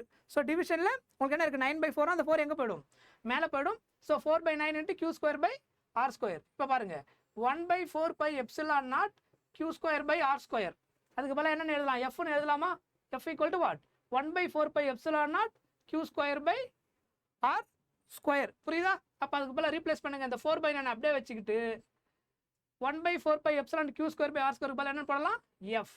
So F dash equal to answer என்ன 4/9 டைம்ஸ் ஆஃப் எஃப் அப்படின்னு கிடைச்சிருக்கு. சரியா? வாங்க ஆப்ஷனில் இருக்கான்னு பார்ப்போம். அது இருக்கா பாருங்க. சரியா? ஆன்சர் என்ன சி ஆப்ஷன் 4/9 எஃப். ஓகேவா? ரைட். புரிஞ்சுதா இந்த கொஸ்டின்? வாங்க அடுத்த கொஸ்டின் பாருங்க. இது ஒரு வகையான ஒரு டைப் ஆஃப் கொஸ்டின். இந்த மாடலில் அடிக்கடி கொஸ்டின்ஸ் வந்திருக்கு. சரியா? A charge Q is placed, small charge Q சொல்லியிருக்காங்க, ஸ்மால் Q சொல்லியிருக்காங்க, is placed at the centre of the line joining of 2 equal charges. இங்கே என்ன சொல்லிட்டாங்க 2 ஈக்குவல் சார்ஜஸ் அப்படின்னு சொல்லியிருக்காங்க. அதுக்கு பிட்வீனில் இந்த ஸ்மால் Q சார்ஜஸ் என்ன பண்ணியிருக்காங்க இன்சர்ட் பண்ணியிருக்காங்க. The system of 3 charges will be in equilibrium. அந்த சார்ஜ் நீங்கள் இன்சர்ட் பண்ணதுக்கப்புறம் அது என்ன ஆகிடுன்னு சொல்லிட்டாங்க ஈக்லிபிரியமில் இருக்குது. அப்படின்னா இந்த Q வேல்யூ வந்து இந்த சார்ஜஸை கம்பேர் பண்ணும்போது எத்தனை டைம்ஸ் இருந்திருக்கும், அப்புறம் என்ன சைனில் இருந்திருக்கும், அது ஈக்லிபிரியம் ஆக்கணும்னா அப்படின்னு கேட்டிருக்கிறாங்க. புரியுதா? அப்போது லிசன், இந்த கேஸில் இங்கே பாருங்க, இது வந்து Q, இந்த பாயிண்ட்டை ஏன்னு எடுத்துக்கோங்க, இந்த பாயிண்ட்டை பின்னு எடுத்துக்கோங்க. இங்கேயும் Q ரெண்டுமே என்னது சேம் சார்ஜ்னு சொல்லிட்டாங்க. இதனுடைய சென்டரில் கொஸ்டினில் அவங்க என்ன சொல்லியிருக்காங்க a charge Q is placed at the centre. புரியுதா உங்களுக்கு? எங்கே பிளேஸ் பண்ணுறது சொல்லிட்டாங்க. அப்போ சென்டரில் பிளேஸ் பண்ணால் டோட்டல் டிஸ்டன்ஸ் என்ன ஆகிடும் ஹாஃபாக டிவைட் ஆகிடும். கரெக்டா? ரைட். ஸோ அப்போ இந்த டிஸ்டன்ஸ் வந்து உங்களுக்கு லைக் ஆர்னு எடுத்துக்கோங்க. ஆஸ் யூஷுவல் நம்ம என்ன எடுப்போம் ஆர். அப்போ இந்த டிஸ்டன்ஸ் மட்டும் எவ்வளோ இருக்கும் r/2. கரெக்டா? இது மட்டும் எவ்வளோ இருக்கும் r/2. சொல்கிறது புரியுதா? இந்த சென்டர் பாயிண்ட்ல தான் எந்த சார்ஜ் வைக்கிறாங்க ஸ்மால் Q சார்ஜ் பிளேஸ் பண்ணுறாங்க. இந்த ஸ்மால் Q சார்ஜ் நீங்கள் வச்சதுக்கப்புறம் அந்த சிஸ்டம் என்ன ஆயிடுது ஈக்லிபிரியம் ஆகிடுது, நெட் ஃபோர்ஸ் 0 ஆகிடுது. அப்படின்னா இந்த சார்ஜ் Q இந்த சார்ஜோடைய எத்தனை டைம்ஸில் இருந்திருக்கும், என்ன சைனில் இருந்திருக்குன்றதை நம்ம கால்குலேட் பண்ணணும். இப்போ நான் என்ன கால்குலேட் பண்ண போகிறேன் அப்படின்னா நெட் ஃபோர்ஸ் அட் பி மேலே ஆக்ட் ஆகிற டோட்டல் ஃபோர்ஸை கால்குலேட் பண்ண போகிறேன். ஸோ இந்த சார்ஜ் ரெண்டும் கூலும்ஸ் லா ஃபோர்ஸ் என்ன எக்ஸ்பீரியன்ஸ் பண்ணுது, அதே மாதிரி இந்த சார்ஜ் மேலே கூலும்ஸ் லா ஃபோர்ஸ் என்ன எக்ஸ்பீரியன்ஸ் பண்ணுது, ரெண்டு ஆட் பண்ண என்ன ஆகிடும் 0 ஆகிடும். ஏன் சிஸ்டம் இஸ் ஈக்லிபிரியம் அப்படின்னு சொல்லியிருக்கிறாங்க. சொல்கிறது புரியுதா? அப்போது இது ஃபஸ்ட்டு இதை எழுதுங்க 1/4 எப்சிலான் நாட் ஏவுக்கும் பிக்கு நடுவில் கூலும்ஸ் லா ஃபோர்ஸ் எழுதுங்க. Q into Q by distance என்ன வருதுங்க r². கரெக்டா? ப்ளஸ் இன்னொரு ஃபோர்ஸ் என்னது இது ரெண்டுத்துக்கு நடுவில் இது மேலே எக்ஸ்பீரியன்ஸ் பண்ணுற force 1/4 epsilon naught Q into Q divided by இங்கே இது ரெண்டுத்துக்கு நடுவில் இருக்கிற டிஸ்டன்ஸ் எவ்வளோ r/2. ஸோ டேரெக்டாக r² போடக்கூடாது, ரெண்டு சார்ஜுக்கு நடுவில் இருக்கிற டிஸ்டன்ஸ் இந்த கேஸில் r/2 whole square equal to 0. ஏன் 0 அப்படின்னா ஈக்லிபிரியம், அந்த ரெண்டு சார்ஜ் அது மேலே ஆக்ட் பண்ணுற டோட்டல் ஃபோர்ஸ் என்ன ஆகிடுது 0 ஆகுது. அதனால தான் அது ஈக்லிபிரியம் நம்ம சொல்லியிருக்காங்க இங்கே. சரியா? ரைட். இல்லை எதெல்லாம் காமனாக எடுக்கலான்னு பாருங்கள். ஃபஸ்ட்டு இதை சால்வ் பண்ணுங்கள். ஃபர்தரா நான் கண்டினியூ பண்ணுறேன். 1/4 எப்சிலான் நாட் இது என்ன எழுதலாம் Q² divided by r² plus 1/4 epsilon naught இங்கே என்ன பண்ணலாம் Q into Q divided by இது r/2 ஹோல் ஸ்கொயர் பண்ணி என்ன வரும் r²/4. Correct? r²/4 equal to 0. சொல்கிறது புரியுதா? என்ன பண்ணி தெரியுதா? இதை ஹோல் ஸ்கொயர் பண்ணி எழுதிருக்கிறேன், அது அடிஷனல் ஸ்டெப் அதில். சரியா? இப்போ எதெல்லாம் காமனாக எடுக்கலான்னு பாருங்கள். 1/4 எப்சிலான் நாட்டை காமனாக எடுக்கலாமா ரெண்டுத்துலேருந்து? அதுக்கப்புறம் Qவையும் காமனாக எடுத்துடலாம், r²யும் காமனாக எடுத்துடலாம். கரெக்ட்? ரிமைனிங் இதில் என்ன இருக்கும் ஒரு Q மட்டும் இருக்குமா Q² இங்கே 1/4 எப்சிலான் நாட் வெளியில் வந்துருச்சு, ஒரு q வெளியில் எடுத்துட்டு ஆர் ஸ்கொயர் வெளியில் எடுத்துட்டேன். இங்கே என்ன ஆகிடும் 1/4πε0 இந்த q வெளியில் வந்துச்சு. ரிமைனிங் என்ன இருக்கும் இங்கே q டிவைடட் பை 1/4 அப்படின்னு இருக்கும். கரெக்டா? Equal to 0. இந்த ப்ராடக்ட் டேர்ம் அப்படியே அங்கே போனால் என்ன ஆகிடும் 0 ஆகிடுமா? இந்த டேர்ம் அப்படியே இங்கே கொண்டு போனீங்கன்னா என்ன ஆகிடும் 0 இன்ட்டு த என்டையர் டேர்ம் என்ன ஆகிடும் 0 ஆகிடும். இப்போ ரிமைனிங் நமக்கு எது மட்டும் கிடைக்கும் அப்படின்னா q ப்ளஸ் இந்த 1/4 மேலே போச்சுன்னா 4 ஆகிடும். ஓகேவா? இந்த 4 இங்கே வந்துடும். 4q equal to 0. So 4q equal to இந்த ப்ளஸ் q அங்கே போச்சுன்னா என்ன ஆகிடும் மைனஸ் q ஆகிடும். Then q equal to what minus q divided by 4 அப்படின்னு கிடைக்கும் ஆன்சர். சொல்றது புரியுதா? அப்போ அந்த ரெண்டு ஐடென்டிக்கல் சார்ஜுக்கு நடுவில் அந்த ஆல்ரெடி இருந்த சார்ஜோட 1/4 நெகட்டிவ் சைடில் நீங்கள் வச்சிங்கன்னா தான் உங்களுக்கு என்ன ஆகிடும் ஈக்குலிபிரியமாக ஆகும். அவங்க முன்னாடி கேஸில் ஈக்குலிபிரியம் சொல்லிட்டாங்க, அந்த வேல்யூ என்னன்னு கண்டுபிடிச்சு சொல்லியிருக்காங்க. அந்த க்யூவோட வேல்யூ அந்த ஐடென்டிக்கல் சார்ஜோட வேல்யூஸோட எத்தனை டைம்ஸ் இருந்திருக்கும்னு கேட்டதான் அந்த கொஷின். சரியா? ஸோ இப்போ ஆன்சர் என்ன மைனஸ் q/4. புரியுதா? இது ஒரு பர்டிகுலர் டைப் ஆஃப் கொஷின். இந்த மாதிரி இந்த டைப் ஆஃப் கொஷின்ஸ் நிறைய ஆக்சுவலாக ரிப்பீட் ஆயிருக்கு. இதை நீங்கள் ரிப்பீட்டடாக ப்ராக்டிஸ் பண்ணிங்கன்னா உங்களுக்கே அந்த கேஸுக்கு ஈஸியாக ஆன்சர் பண்ண முடியும். ஓகேவா? வாங்க அடுத்த கொஷின் போகலாம். ரைட், அதுக்கப்புறம் ரைட் ஓரளவுக்கு இந்த மாடல் கொஷின் உங்களுக்கு புரிஞ்சிருக்குன்னு நினைக்கிறேன். இந்த கொஷின்ஸை நீங்கள் என்ன பண்ணுங்கள் ஒரு ரெஃபரன்ஸாக வச்சுக்கோங்க. இப்போ நான் எப்படி வந்து அந்த கொஷினை ரீட் பண்ணேன், அதுக்கான ஃபார்முலாஸ் எப்படி நான் செலக்ட் பண்ணேன், கிவன் டேட்டாவை எப்படி எழுதுனேன், அப்புறம் எப்படி எலிமினேஷன் பண்ணேன், அதுக்கப்புறம் மீன்ஸ் எப்படி அந்த ஆன்சர் ஃபாஸ்ட்டாக உங்களுக்கு கெட் பண்ண சொல்லி கொடுத்தேன் இல்லையா? அந்த மாதிரி நீங்கள் என்ன பண்ணுங்கள் ஓனாக நீங்கள் எடுத்து ட்ரை பண்ணுங்கள். ஓனாக நீங்கள் ட்ரை பண்ணிங்கன்னா தான் உங்களுக்கு ப்ராக்டிஸ் ஆகும். ஏன்னா இப்போ நான் எக்ஸ்பிளைன் பண்ணும்போது சம்டைம்ஸ் உங்களுக்கு நல்லா புரிகிற மாதிரி இருக்கும். நீங்கள் சால்வ் பண்ணும்போது நீங்கள் கொஞ்சம் லைட்டாக திணற மாதிரி இருக்கும், இல்லை அந்த ஸ்பீடு வராத மாதிரி இருக்கும். அது நீங்கள் மறுபடியும் பண்ணும்போது உங்களுக்கு அந்த ஸ்பீடு வந்துடும், அந்த ஃப்ளோ வந்துடும். இந்த கேஸ் இந்த கொஷின் இந்த மாதிரி டைப் ஆஃப் கொஷின் பார்த்தா ஓகே இதான் கிவன் டேட்டா, இதான் ஃபார்முலா, இதை யூஸ் பண்ணது ஆன்சர் வந்துடும். அந்த ஸ்பார்க் உங்களுக்கு டக்குன்னு வரும். ஸோ இந்த மாதிரி பர்டிகுலர் டைப் ஆஃப் கொஷின்ஸ்லாம் வரும்போது டைம் வேஸ்ட் பண்ணிடக்கூடாது, டக்குன்னு ஆன்சர் கெட் பண்ணிடணும். சேலஞ்சான கொஷின்ஸும் கொஞ்சம் டைம் ஸ்பெண்ட் பண்ணி கொஞ்சம் யோசிச்சு அதுக்கான ஃபார்முலாஸ் நம்ம சில கேஸில் டெரைவ் பண்ண வேண்டியதாக இருக்கும், சில கேஸில் கொஞ்சம் யோசிக்க வேண்டியதாக இருக்கும். அந்த மாதிரி ட்ரிக்கியான கொஷின்ஸ் வரும்போது டைம் நிறைய அதில் ஸ்பெண்ட் பண்ணலாம். இந்த மாதிரி பர்டிகுலர் டைப் ஆஃப் கொஷின்ஸ்லாம் வந்து சடனாக உங்களுக்கு சால்வ் பண்ண தெரியணும். சரியா? நான் அந்த மாதிரி சில கேசஸ் தான் இப்போ உங்களுக்கு நடத்தியிருக்கிறேன். இதிலிருந்து நீங்கள் முதல்ல உங்களை ப்ராக்டிஸ் பண்ணிக்கோங்க. அதுக்கப்புறம் அடுத்தடுத்த லெவல் அட்வான்ஸ் கொஸ்டின் நம்ம போவோம். சரியா? நீங்களும் அதை ஓனாக ட்ரை பண்ணுங்க. Okay right. அடுத்தது நம்ம பார்க்க போகிறது வந்து எலக்ட்ரிக் ஃபீல்டு. ஸோ எலக்ட்ரிக் ஃபீல்டுடைய ஃபார்முலா என்னது? Is equal to one second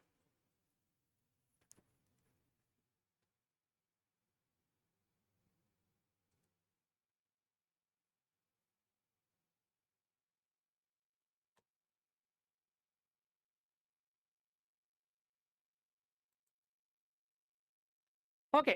so நம்ம அடுத்தது எலக்ட்ரிக் ஃபீல்டு. எலக்ட்ரிக் ஃபீல்டுனா என்ன அதுன்றதை பார்க்க போகிறோம். ஸோ எலக்ட்ரிக் ஃபீல்டுனா என்ன? ஒரு சார்ஜ் இருக்குது. ஓகே, ஸோ ஏதோ ஒரு சார்ஜ் பாசிட்டிவோ நெகட்டிவ் ஒரு சார்ஜ் இருந்தால் அந்த சார்ஜை சுற்றி என்ன இருக்கும்? ஒரு ஃபீல்டு இருக்கும். கரெக்டாக? அந்த ஃபீல்டு இருக்கிறதுனால என்ன ஆகுது? இன்னொரு சார்ஜ் வரும்போது ஃபோர்ஸ் எக்ஸ்பீரியன்ஸ் ஆகுது. ஸோ அந்த எலக்ட்ரிக் ஃபீல்டுடைய ஃபார்முலா என்னது? Is equal to q divided by 4πε0 r square. இதான் என்னது? எலக்ட்ரிக் ஃபீல்டோடைய ஃபார்முலா. அதுக்கப்புறம் the relation between electric field and force. So relation between electric field and force formula என்ன? F equal to QE. ஓகேவா? இது நல்லா ஞாபகம் வச்சுக்கோங்க. இந்த கேஸ் வந்து உங்களுக்கு டேரெக்டாக சார்ஜ் கொடுத்துட்டு எலக்ட்ரிக் ஃபீல்டு கண்டுபிடிக்கும் போது இதை நீங்கள் எப்போ யூஸ் பண்ணணும்? உங்களுக்கு ஃபோர்ஸ் கொடுத்துட்டு எலக்ட்ரிக் ஃபீல்டு கேட்டாங்கன்னா ஸோ அப்போ இஸ் ஈக்குவல் டு F/Q அப்படின்ற ஃபார்முலா யூஸ் பண்ணணும். இல்லை எலக்ட்ரிக் ஃபீல்டு கொடுத்துட்டு ஃபோர்ஸ் கேட்டாங்கன்னா ஒரு சார்ஜ் கொடுத்துருவாங்க, E கொடுத்துருவாங்க. F கேட்டாங்கன்னா F equal to what? QE. That is relation between electric field and force. புரியுதா? தெளிவாக புரியுதா? ரைட். இதோட SI யூனிட் வந்து நியூட்டன் கூலும் பவர் -1. ஏன்னா ஃபோர்ஸோட யூனிட் என்ன? நியூட்டன். சார்ஜோட யூனிட் என்ன? கூலும். ஸோ அப்போ அதை மேலே கொண்டு போனீங்கன்னா நியூட்டன் கூலும் பவர் -1 ஆகிடும். கரெக்டாக? கூலும் நியூமரேட்டர் கொண்டு போனால் என்ன ஆகிடும்? +1 -1 ஆகிடும். ஸோ அதர்வைஸ் நியூட்டன் பை கூலும்னு நீங்கள் எழுதலாம். சரியா? இதான் அதனுடைய SI யூனிட். அதுக்கப்புறம் எலக்ட்ரிக் ஃப்ளக்ஸ். எலக்ட்ரிக் ஃப்ளக்ஸ்னா என்னது? உங்களுக்கு எலக்ட்ரிக் ஃபீல்ட் லைன்ஸ் நிறைய பாஸ் ஆகுது. லைக் இப்போ இது ஒரு சார்ஜ். இப்போ என்ன சொல்லியிருந்தேன்? சார்ஜ் என்ன சுற்றி என்ன இருக்கும்? நிறைய ஃபீல்டு லைன்ஸ் பாஸ் ஆகும். கரெக்டா?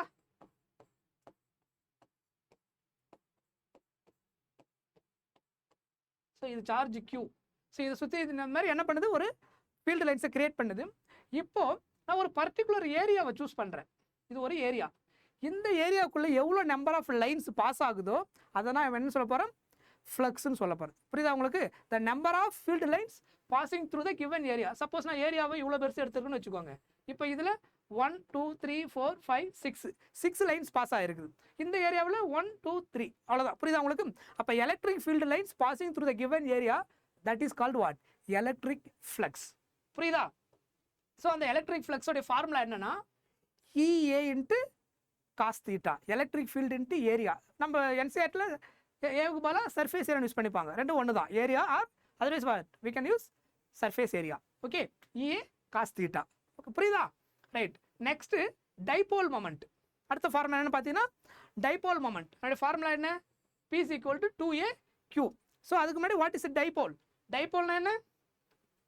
2 ஈக்குவல் அண்ட் ஆப்போசிட் சார்ஜ். ஒரு சார்ஜ் ப்ளஸில் இருக்கணும், இன்னொரு சார்ஜ் மைனஸில் இருக்கணும். அப்புறம் என்னவா இருக்கணும்? ரெண்டு இதனுடைய மேக்னிடியூட் சேமாக இருக்கணும். Plus Q minus Q. 2 equal and opposite charges separated by what? Some distance. அந்த டிஸ்டன்ஸ் நான் என்ன எடுத்துக்கிறேன்? 2A. ஸோ இந்த சென்டர் பாயிண்ட்லேருந்து இது என்னது? இது A, இது A. டோட்டலாக ரெண்டு சார்ஜ் உள்ள டிஸ்டன்ஸ் என்ன எடுத்துக்கிறோம்? 2A. So 2 equal and opposite charges separated by some small distance. That is called what? Dipole. புரியுதா? ரைட். அந்த டைபோல் இருக்கும்போது அது நடுவில் என்ன இருக்கணும்? நமக்கு இன்பிட்வீன்ல டைபோல் மொமெண்ட் இருக்கும். அந்த டைபோல் மொமெண்டோட ஃபார்முலா தான் என்னது? P is equal to 2A into Q. புரியுதா? ரைட்.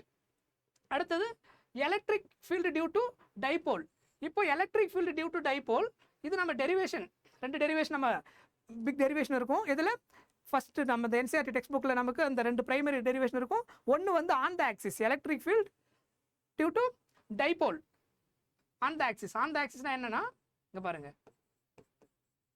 ஃபர்ஸ்ட் வந்து ஆன் த ஆக்சிஸ் அப்படின்னா ஃபர்ஸ்ட் டைபோல் இருக்கணும், ப்ளஸ் Q மைனஸ் Q. இது ரெண்டுத்துக்கு நடுவில் டிஸ்டன்ஸ் என்னது? 2A. ஓகேவா? இப்போ இதில் ஏதோ ஒரு பாயிண்ட்டை நீங்கள் ரெஃபரன்ஸாக எடுத்துக்கிறீங்க. இந்த பர்டிகுலர் பாயிண்ட்டில் நீங்கள் என்ன கண்டுபிடிக்க போகிறீங்க? எலக்ட்ரிக் ஃபீல்டு கண்டுபிடிக்கணும். What is the electric field at இந்த பாயிண்ட் Pன்னு வச்சுக்கோங்க. What is the electric field at point P due to the dipole. இந்த ஆன் த ஆக்சிஸில் நீங்கள் கண்டுபிடிச்சா அது நீங்கள் இந்த பக்கம் கூட கண்டுபிடிக்கலாம். சரியா? ஸோ அந்த அலாங் த ஆக்சிஸில் நீங்கள் ஏதோ ஒரு பாயிண்ட்டை ரெஃபரன்ஸாக எடுத்து அந்த பர்டிகுலர் பாயிண்ட்டில் என்ன எலக்ட்ரிக் ஃபீல்டு கண்டுபிடிக்கிறீங்க இல்லையா? அதான் என்னது? Electric field due to dipole on the axis. இது ஒரு கேஸ். இதுக்கான ஃபார்முலா தான் என்னது? 2p/4πε0 r cube. ஸோ இந்த கேஸில் பார்த்தீங்கன்னா எலக்ட்ரிக் ஃபீல்டு வந்து inversely proportional to r cube இருக்கும். கண்டிஷன் என்னன்னா அந்த r இருக்கு இல்லையா? rனா என்னன்னா லைக் இந்த சென்டர் பாயிண்ட்ல இருந்து இந்த P பாயிண்ட்டுக்குள்ள டிஸ்டன்ஸ் என்னது? r. இந்த r வந்து வெரி வெரி கிரேட்டர் தென் இந்த A டிஸ்டன்ஸை விட. புரியுதா உங்களுக்கு சொல்றது? A டிஸ்டன்ஸா என்னது? இந்த சென்டர்ல இருந்து இருக்கிற இந்த டிஸ்டன்ஸை விட ரொம்ப ரொம்ப கிரேட்டராக இருந்தா உங்களுக்கு என்ன பண்ணிக்கலாம்? இதை நெக்லிஜிபிள் டிஸ்டன்ஸ். புரியுதா? அப்போ இந்த கேஸ் வரும்போது இந்த ஃபார்முலா நம்ம யூஸ் பண்ண முடியும். 2p/4πε0 r cube. ஓகேவா? ஸோ நார்மலா எலக்ட்ரிக் ஃபீல்டு உங்களுக்கு என்ன இருந்துச்சு? இங்க எலக்ட்ரிக் ஃபீல்டு ஆக்சுவலா கரெக்டா E inversely proportional to r square. ஆனா r இந்த டைபோல் கேஸ்ல எடுக்கும்போது என்ன இருக்கு பாருங்க, இங்க எலக்ட்ரிக் ஃபீல்டு வந்து inversely proportional to r cube அப்படின்னு இருந்திருக்கு. சொல்றது புரியுதா? ரைட். அதுக்கு அடுத்தது பார்த்தீங்கன்னா ஈக்குவட்டோரியல் பிளேன். ஈக்குவட்டோரியல் பிளேன் அப்படின்னா லைக் அதே டைபோல் என்னது? இங்கே ப்ளஸ் Q, இங்கே வந்து மைனஸ் Q. ஸோ இங்கேருந்து சென்டர், இது சென்டர் பாயிண்ட்டு. சென்டருக்கு நேராக நீங்கள் ஏதாவது ஒரு பாயிண்ட்டை சூஸ் பண்ணுறீங்க. இப்போ இந்த பாயிண்டில் புரியுதா? அந்த பாயிண்டில் எலக்ட்ரிக் ஃபீல்டு கண்டுபிடிக்கணும் டியூ டு த டைபோல். அதுதான் என்னது? Equatorial plane. What is electric field at point P. அதுக்கான ஃபார்முலா தான் என்னது? Equatorial plane. அதில் p/4πε. இதில் வந்து 2p/4πε r cube. நான் எடுத்தது மேக்னிடியூட். ஓகேவா? வெக்டரில் எழுதுல p/4πε0 r cube. இங்கே கண்டிஷன் என்ன? r greater than A. So இந்த கேஸ்லையுமே என்ன வந்திருக்குது? E வந்து inversely proportional to r cube. So for large distance இந்த டைபோலில் எலக்ட்ரிக் ஃபீல்டு வந்து inversely proportional to r cube. Normal கேஸில் உங்களுக்கு எலக்ட்ரிக் ஃபீல்டு என்ன வந்திருக்கும்? Inversely proportional to r square. ஞாபகம் வச்சுக்கோங்க, ரெண்டு கேஸ்லையுமே சேம் கிடையாது. எலக்ட்ரிக் ஃபீல்டு எல்லா கேஸ்லையும் inversely proportional to r square இருக்காது. டைபோல் கேஸுக்கு வேற. லைக் நம்ம அதுக்கப்புறம் line charge density, surface charge density இந்த மாதிரி வரும்போது டிஃபர் ஆகும் அந்த r வேல்யூ. சரியா? ரைட். அடுத்தது டைபோல் இன் uniform external electric field. So அதில் டார்க் ஃபார்முலா தெரியுது இல்லையா? இப்போ என்னது, இந்த மாதிரி ஒரு எக்ஸ்டர்னல் எலக்ட்ரிக் ஃபீல்டு இருக்குது. இந்த இடத்துல நம்ம என்ன பண்ணுறோம், ஒரு டைபோல் எடுத்து போய் பிளேஸ் பண்ணிங்கன்னா உங்களுக்கு என்ன ஆகும், டார்க் எக்ஸ்பீரியன்ஸ் ஆகும். இது வந்து எலக்ட்ரிக் ஃபீல்டு. சரியா? ஸோ இங்கே ஒரு ஃபோர்ஸு என்ன இருக்கும், இந்த ஃபோர்ஸ் ஈக்குவல் ஆப்போசிட்டில் ஃபோர்ஸ் என்ன ஆகிடும், கேன்சல் ஈச் அதர் ஆகிடும். புரியுதா? ஸோ அப்போ டார்க் இருக்கும். அந்த டார்க்கு கண்டுபிடிக்கிற ஃபார்முலா தான் என்னது, tau vector equal to p vector cross e vector. Cross product expand பண்ணிங்கன்னா நமக்கு ஃபார்முலா என்ன, tau equal to p sine theta. Because a vector, correct, a vector cross b vector equal to what, ab sin theta. That is a cross formula உடைய expansion. Dot ப்ராடக்டா இருந்தா a dot b equal to ab cos theta. இது வந்து cross product. புரியுதா? இதோட SI unit என்னது, newton metre. அதுக்கப்புறம் காஸ்லா. So காஸ்லானா என்ன அப்படின்னா, சி இப்போ வந்து ஒரு சார்ஜ் இருக்குன்னு வச்சுக்கோங்க. இப்போ நான் வந்து ஒரு சர்ஃபேஸ் சூஸ் பண்ணிக்கிறேன் ரேண்டமா. இங்கே வந்து ஒரு 3q மைனஸ் q 4q அப்படின்னு இருக்குன்னு வச்சுக்கோங்க. ஓகேவா? இங்கே ஒரு 3q மைனஸ் 5q, லைக் இந்த மாதிரி சார்ஜஸ் இருக்குது. காஸ்லாம் நம்ம என்ன பண்ணுறோம் அப்படின்னா, ஒரு கம்ப்ளீட் க்ளோஸ்டு சர்ஃபேஸ் எடுக்கிறோம். அந்த கம்ப்ளீட் க்ளோஸ்டு சர்ஃபேஸுக்குள்ளே எவ்வளோ டோட்டல் சார்ஜ் இருக்குதோ, ஓகேவா, அதை பேஸ் பண்ணி நம்ம ஃப்ளக்ஸ் கண்டுபிடிதான் என்னது, காஸ்லா. ஓகேவா? The total charge enclosed by the surface. So இதுதான் என்னது, surface area, enclosed by the surface area. அந்த சர்ஃபேஸ் ஏரியா வந்து ரெகுலர் ஷேப்பாகவும் இருக்கலாம், லைக் சர்க்குலராக இருக்கலாம், ஸ்கொயராக இருக்கலாம், இல்லை எனி ரேண்டம் ஷேப்பாக இருக்கலாம். பட் என்னவாக இருக்கணும், க்ளோஸ்டு ஏரியா, என்க்ளோஸ்டு ஏரியாவாக இருந்தால் இதுக்குள்ளே எவ்வளோ சார்ஜ் இருக்குதோ, ப்ரெசென்ட்டாக இருக்குதோ, அந்த டோட்டல் சார்ஜ் அதான் என்னது, Q by epsilon naught. So the electric flux equal to எப்படி சொல்லுவாங்க, இது 1 by epsilon naught times of the total charge. That is Gauss law. புரியுதா உங்களுக்கு? ஸோ அப்போ இந்த கேஸில் வெளியில் எவ்வளோ சார்ஜ் இருந்தாலும் எதில் கால்குலேட் பண்ண மாட்டோம், காஸ் லாவில் எடுக்க மாட்டோம். ஏன், க்ளோஸ்டு சர்ஃபேஸுக்குள்ளே இந்த சார்ஜஸ்லாம் வரல. அப்போ டோட்டலாக இதில் எவ்வளோ சார்ஜ் இருக்குது, 4 + 3 7, 7 - 1 என்னது, 6q. ஸோ இந்த 6q தான் என்னது, த டோட்டல் சார்ஜ் என்ன என்க்ளோஸ்டு ஏரியா. ஸோ காஸ் லாவை நம்ம அந்த கேஸில் தான் அப்ளை பண்ணுவோம். சரியா? ஸோ காஸ் லாவை யூஸ் பண்ணி ஃப்ளக்ஸ் கண்டுபிடிக்கிறது ரொம்ப ஈஸியாக இருக்கும். அதை வச்சுட்டு ப்ராப்ளம் சால்வ் பண்ணுறது நமக்கு ரொம்ப ஈஸி. புரியுதா? ரைட். அதுக்கப்புறம் கொடுத்துருக்கு இல்லையா, electric flux through a closed surface by equal to Q by epsilon naught. Qன்றதுக்கு என்னது, total charge enclosed by the surface. புரியுதா? ரைட். அதுக்கப்புறம் அப்ளிகேஷன் ஆஃப் காஸ் லா. நம்ம சிலபஸில் பார்த்தீங்கன்னா NCERT டெக்ஸ்ட் புக்கில் 3 பிரைமரி அப்ளிகேஷன் கொடுத்துருப்பாங்க. ஒன்று வந்து field due to infinitely long straight uniformly charge wire. ஓகேவா? ஸோ இது என்னன்னா, ஒரு தின் ஒயர் எடுத்துக்கிறீங்க, அதாவது இது கண்டினியூஸ் சார்ஜ் டிஸ்ட்ரிபியூஷன்.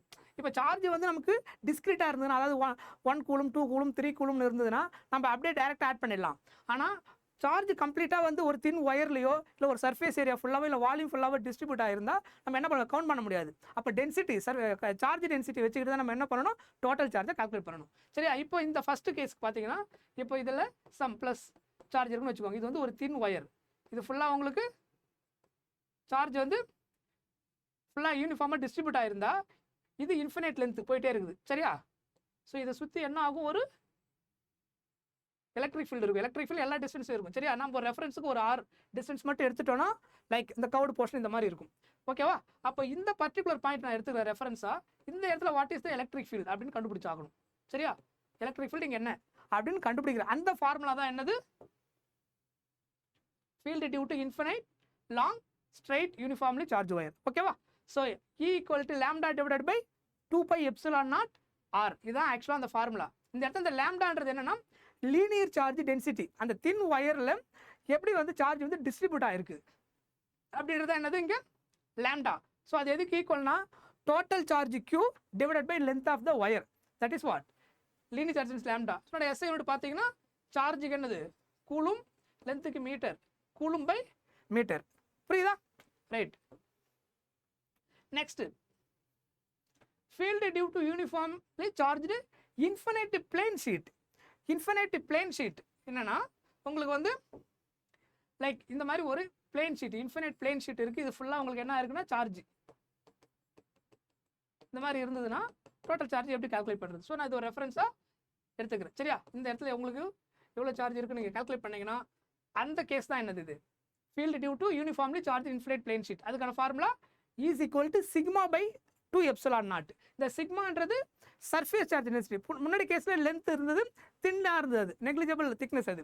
ஸோ அதனால் லீனியர் சார்ஜ் டென்சிட்டின்னு அர்த்தம். இங்கே என்னது ஏரியா இருக்கிறதுனால அந்த ஏரியா ஃபுல்லாக சார்ஜ் டிஸ்ட்ரிபியூட் ஆகிருக்கும். அது நம்ம என்ன சொல்ல போகிறோம்னா சர்ஃபேஸ் சார்ஜ் டென்சிட்டி வச்சு கால்குலேட் பண்ணுறோம். சிக்மா அது எது total charge Q by the total area of the sheet. ஓகேவா? Sigma equal to Q by A. இதான் அதனுடைய ஃபார்முலா. அதுக்கப்புறம் field due to uniformly charge thin spherical shell. ஓகேவா? இந்த ஸ்பெரிக்கல் ஷெல்லில் 2 கேஸ் பார்ப்போம். ஆக்சுவலாக என்னன்னா இப்போ வந்து இது வந்து ஒரு ஸ்பெரிக்கல் ஷெல். ஓகேவா? இப்போ என்ன ஆகுதுன்னா சார்ஜ் வந்து இதனுடைய ஸ்பெரிக்கல் இந்த பாலோடைய சர்ஃபேஸ் ஃபுல்லாக டிஸ்ட்ரிபியூட் ஆயிருக்கு. ஓகேவா? இது ஃபுல்லாக இங்கே டிஸ்ட்ரிபியூட் ஆயிருக்கு. இப்போ என்னன்னா நான் 2 outer area inner area 2 reference எடுக்கிறேன். இது ஆக்சுவலாக என்னோட ஒரிஜினல் ரேடியஸ் நான் என்ன எடுத்துக்கிறேன், கேபிட்டல் ஆர்னு எடுத்துக்கிறேன். கேபிட்டல் ஆர்ன்றது என்னது, radius of the spherical shell. ஓகேவா? இப்போ நான் 2 ரேடியஸ் ரெஃபரன்ஸ் எடுக்க போகிறேன். ஒரு ரேடியஸ் அவுட்டர் ஆர்னு எடுத்துக்கிறேன். That is imaginary sphere. ஓகேவா? இந்த ஸ்பியருக்கு பேர் என்னது, காசியன் சர்ஃபேஸ். நம்ம எதை இமேஜின் பண்ணி சூஸ் பண்ணுறோமோ, சர்ஃபேஸ் சூஸ் பண்ணுறோமோ, அந்த சர்ஃபேஸ் ஏரியாவுக்கு நேம் என்ன, காசியன் சர்ஃபேஸ். புரியுதா? இப்போ காஸ் லாவை யூஸ் பண்ணி நீங்கள் அப்ளை பண்ணீங்கன்னா இந்த காசியன் சர்ஃபேஸ் சூஸ் பண்ணால் காஸ் லாவை எப்போ அப்ளை பண்ணணும், நான் எந்த சர்ஃபேஸ் சூஸ் பண்ணோம் அந்த சர்ஃபேஸுக்குள்ளே எவ்வளோ சார்ஜ் டோட்டலாக இருக்குதோ அதான் எனது total flux. Phi is equal to Q by epsilon naught.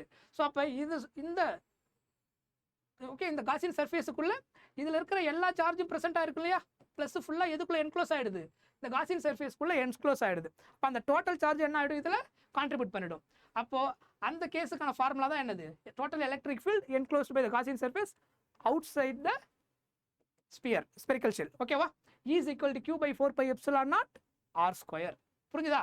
Right. Second case பாருங்க, ஃபீல்டு இன்சைட் த ஷெல். இப்போ அதே ஸ்பெரிக்கல் ஷெல்லு, அதே மாதிரி இங்கேயும் சார்ஜ், அதே கேஸு, அதே ஆர். இப்போ நான் என்ன பண்ணுறேன், ஒரு காசியன் சர்ஃபேஸை சூஸ் பண்ணுறது, எங்கே சூஸ் பண்ணுறேன், இன்சைடில் சூஸ் பண்ணிக்கிறேன். இதான் என்னது, காசியன் சர்ஃபேஸ். புரியுதா? இப்போ இதுக்குள்ளே ஏதாவது சார்ஜ் இருக்கா, இந்த க்ளோஸ்டு சர்ஃபேஸுக்குள்ளே சார்ஜ் எல்லாமே பாலோடைய அவுட் சைடில் மட்டும்தான் இருக்குது, ஸ்பெரிக்கல் ஷெல்லில் மட்டும்தான். சரியா? இங்கே இன்சைடில் ஏதாவது சார்ஜ் இருக்கான்னு பார்த்தீங்கன்னா நோ சார்ஜ். ஸோ அப்போ சார்ஜே இல்லைன்னா எலக்ட்ரிக் ஃபீல்டு என்னது, 0. ஓகேவா? அதனால தான் இன்சைடில் எலக்ட்ரிக் ஃபீல்டிங் என்ன இருக்குது, 0. உங்களுக்கு அவுட் சைடில் காசியன் சர்ஃபேஸ் சூஸ் பண்ணிங்கன்னா Q by 4 pi epsilon naught R square. புரியுதா? ஸோ இப்போ நான் உங்களுக்கு என்ன கொடுத்துருக்கேன்னா இந்த சாப்டரில் இருக்கிற முக்கியமான ஃபார்முலாஸ் என்னென்ன இருக்குது, அதுக்கப்புறம் ஒரு மாடல் கொஷின்ஸ் சில கேஸுக்கு நான் எக்ஸ்பிளைன் பண்ணியிருக்கிறேன். ஏன்னா எல்லாத்தையும் எக்ஸ்பிளைன் பண்ணுறதுக்கு ஒரு கிளாஸ் பத்தாது. உங்களுக்கு ஒரு ஐடியா கிடைக்கணுன்றதுக்காக நான் என்ன பண்ணியிருக்கிறேன்னா ஒரு ஃபியூ மாடல் கொஷின்ஸை உங்களுக்கு போட்டு அந்த ஃபார்முலாவை படிச்சுட்டு அந்த ஃபார்முலாவை எப்படி யூஸ் பண்ணணும், அதுக்கப்புறம் என்ன மாதிரி கொஷின்ஸ் வந்திருக்கு, அதே மாடலில் வேறு ஏதாவது கொஷின்ஸ் இருந்தால் நீங்கள் அதை கலெக்ட் பண்ணிவிட்டு நீங்கள் என்ன பண்ணணும், ஒர்க் அவுட் பண்ணி உங்களுடைய அந்த கான்ஃபிடென்ட்டை பூஸ்ட் பண்ணணும். ஸோ உங்களை ஆன்சர் நீங்கள் ஃபாஸ்ட்டாக கெட் பண்ணுறதுக்கும் அந்த பேட்டர்ன் திரும்ப திரும்ப பார்த்து வச்சிருக்கிறேன். இந்த மாதிரி கொஷின் வந்தால் இந்த மாதிரி ஃபார்முலாஸ்லாம் யூஸ் பண்ணால் ஃபாஸ்ட்டாக ஆன்சர் கெட் பண்ணிடலாம். அதுக்கப்புறம் நான் ஒரு சில நியூமெரிக்கல் வேல்யூஸ்லாம் அப்பப்போ நான் சால்வ் பண்ணும்போது கொடுப்பேன். நான் தனியாக உங்களுக்கு மேக்ஸ் கிளாஸ் ஒன்று தனியாக எடுத்து இம்பார்ட்டன்ட் நீங்கள் ஞாபகம் வச்சுக்க வேண்டிய வேல்யூஸ் எல்லாம் என்னன்றது நான் உங்களுக்கு கொடுப்பேன். சரியா? இதை நீங்கள் எல்லாம் ஸ்ட்ராங்காக ஃபாலோ பண்ணிட்டே வந்தீங்கனாலே உங்களுக்கு கொஞ்சம் கொஞ்சமாக எல்லாமே உங்களுக்கு ஈஸியாக ஆரம்பிக்கும். உங்களுக்கு அது வந்து நீங்கள் ரியலைஸ் பண்ணுற மாதிரி இருக்கும். புரியுதா? Okay, thank you so much. So நம்ம சேனலை சப்ஸ்கிரைப் பண்ணுங்கள், கமெண்ட் பண்ணுங்கள், லைக் பண்ணுங்கள். Thank you guys. பாய்.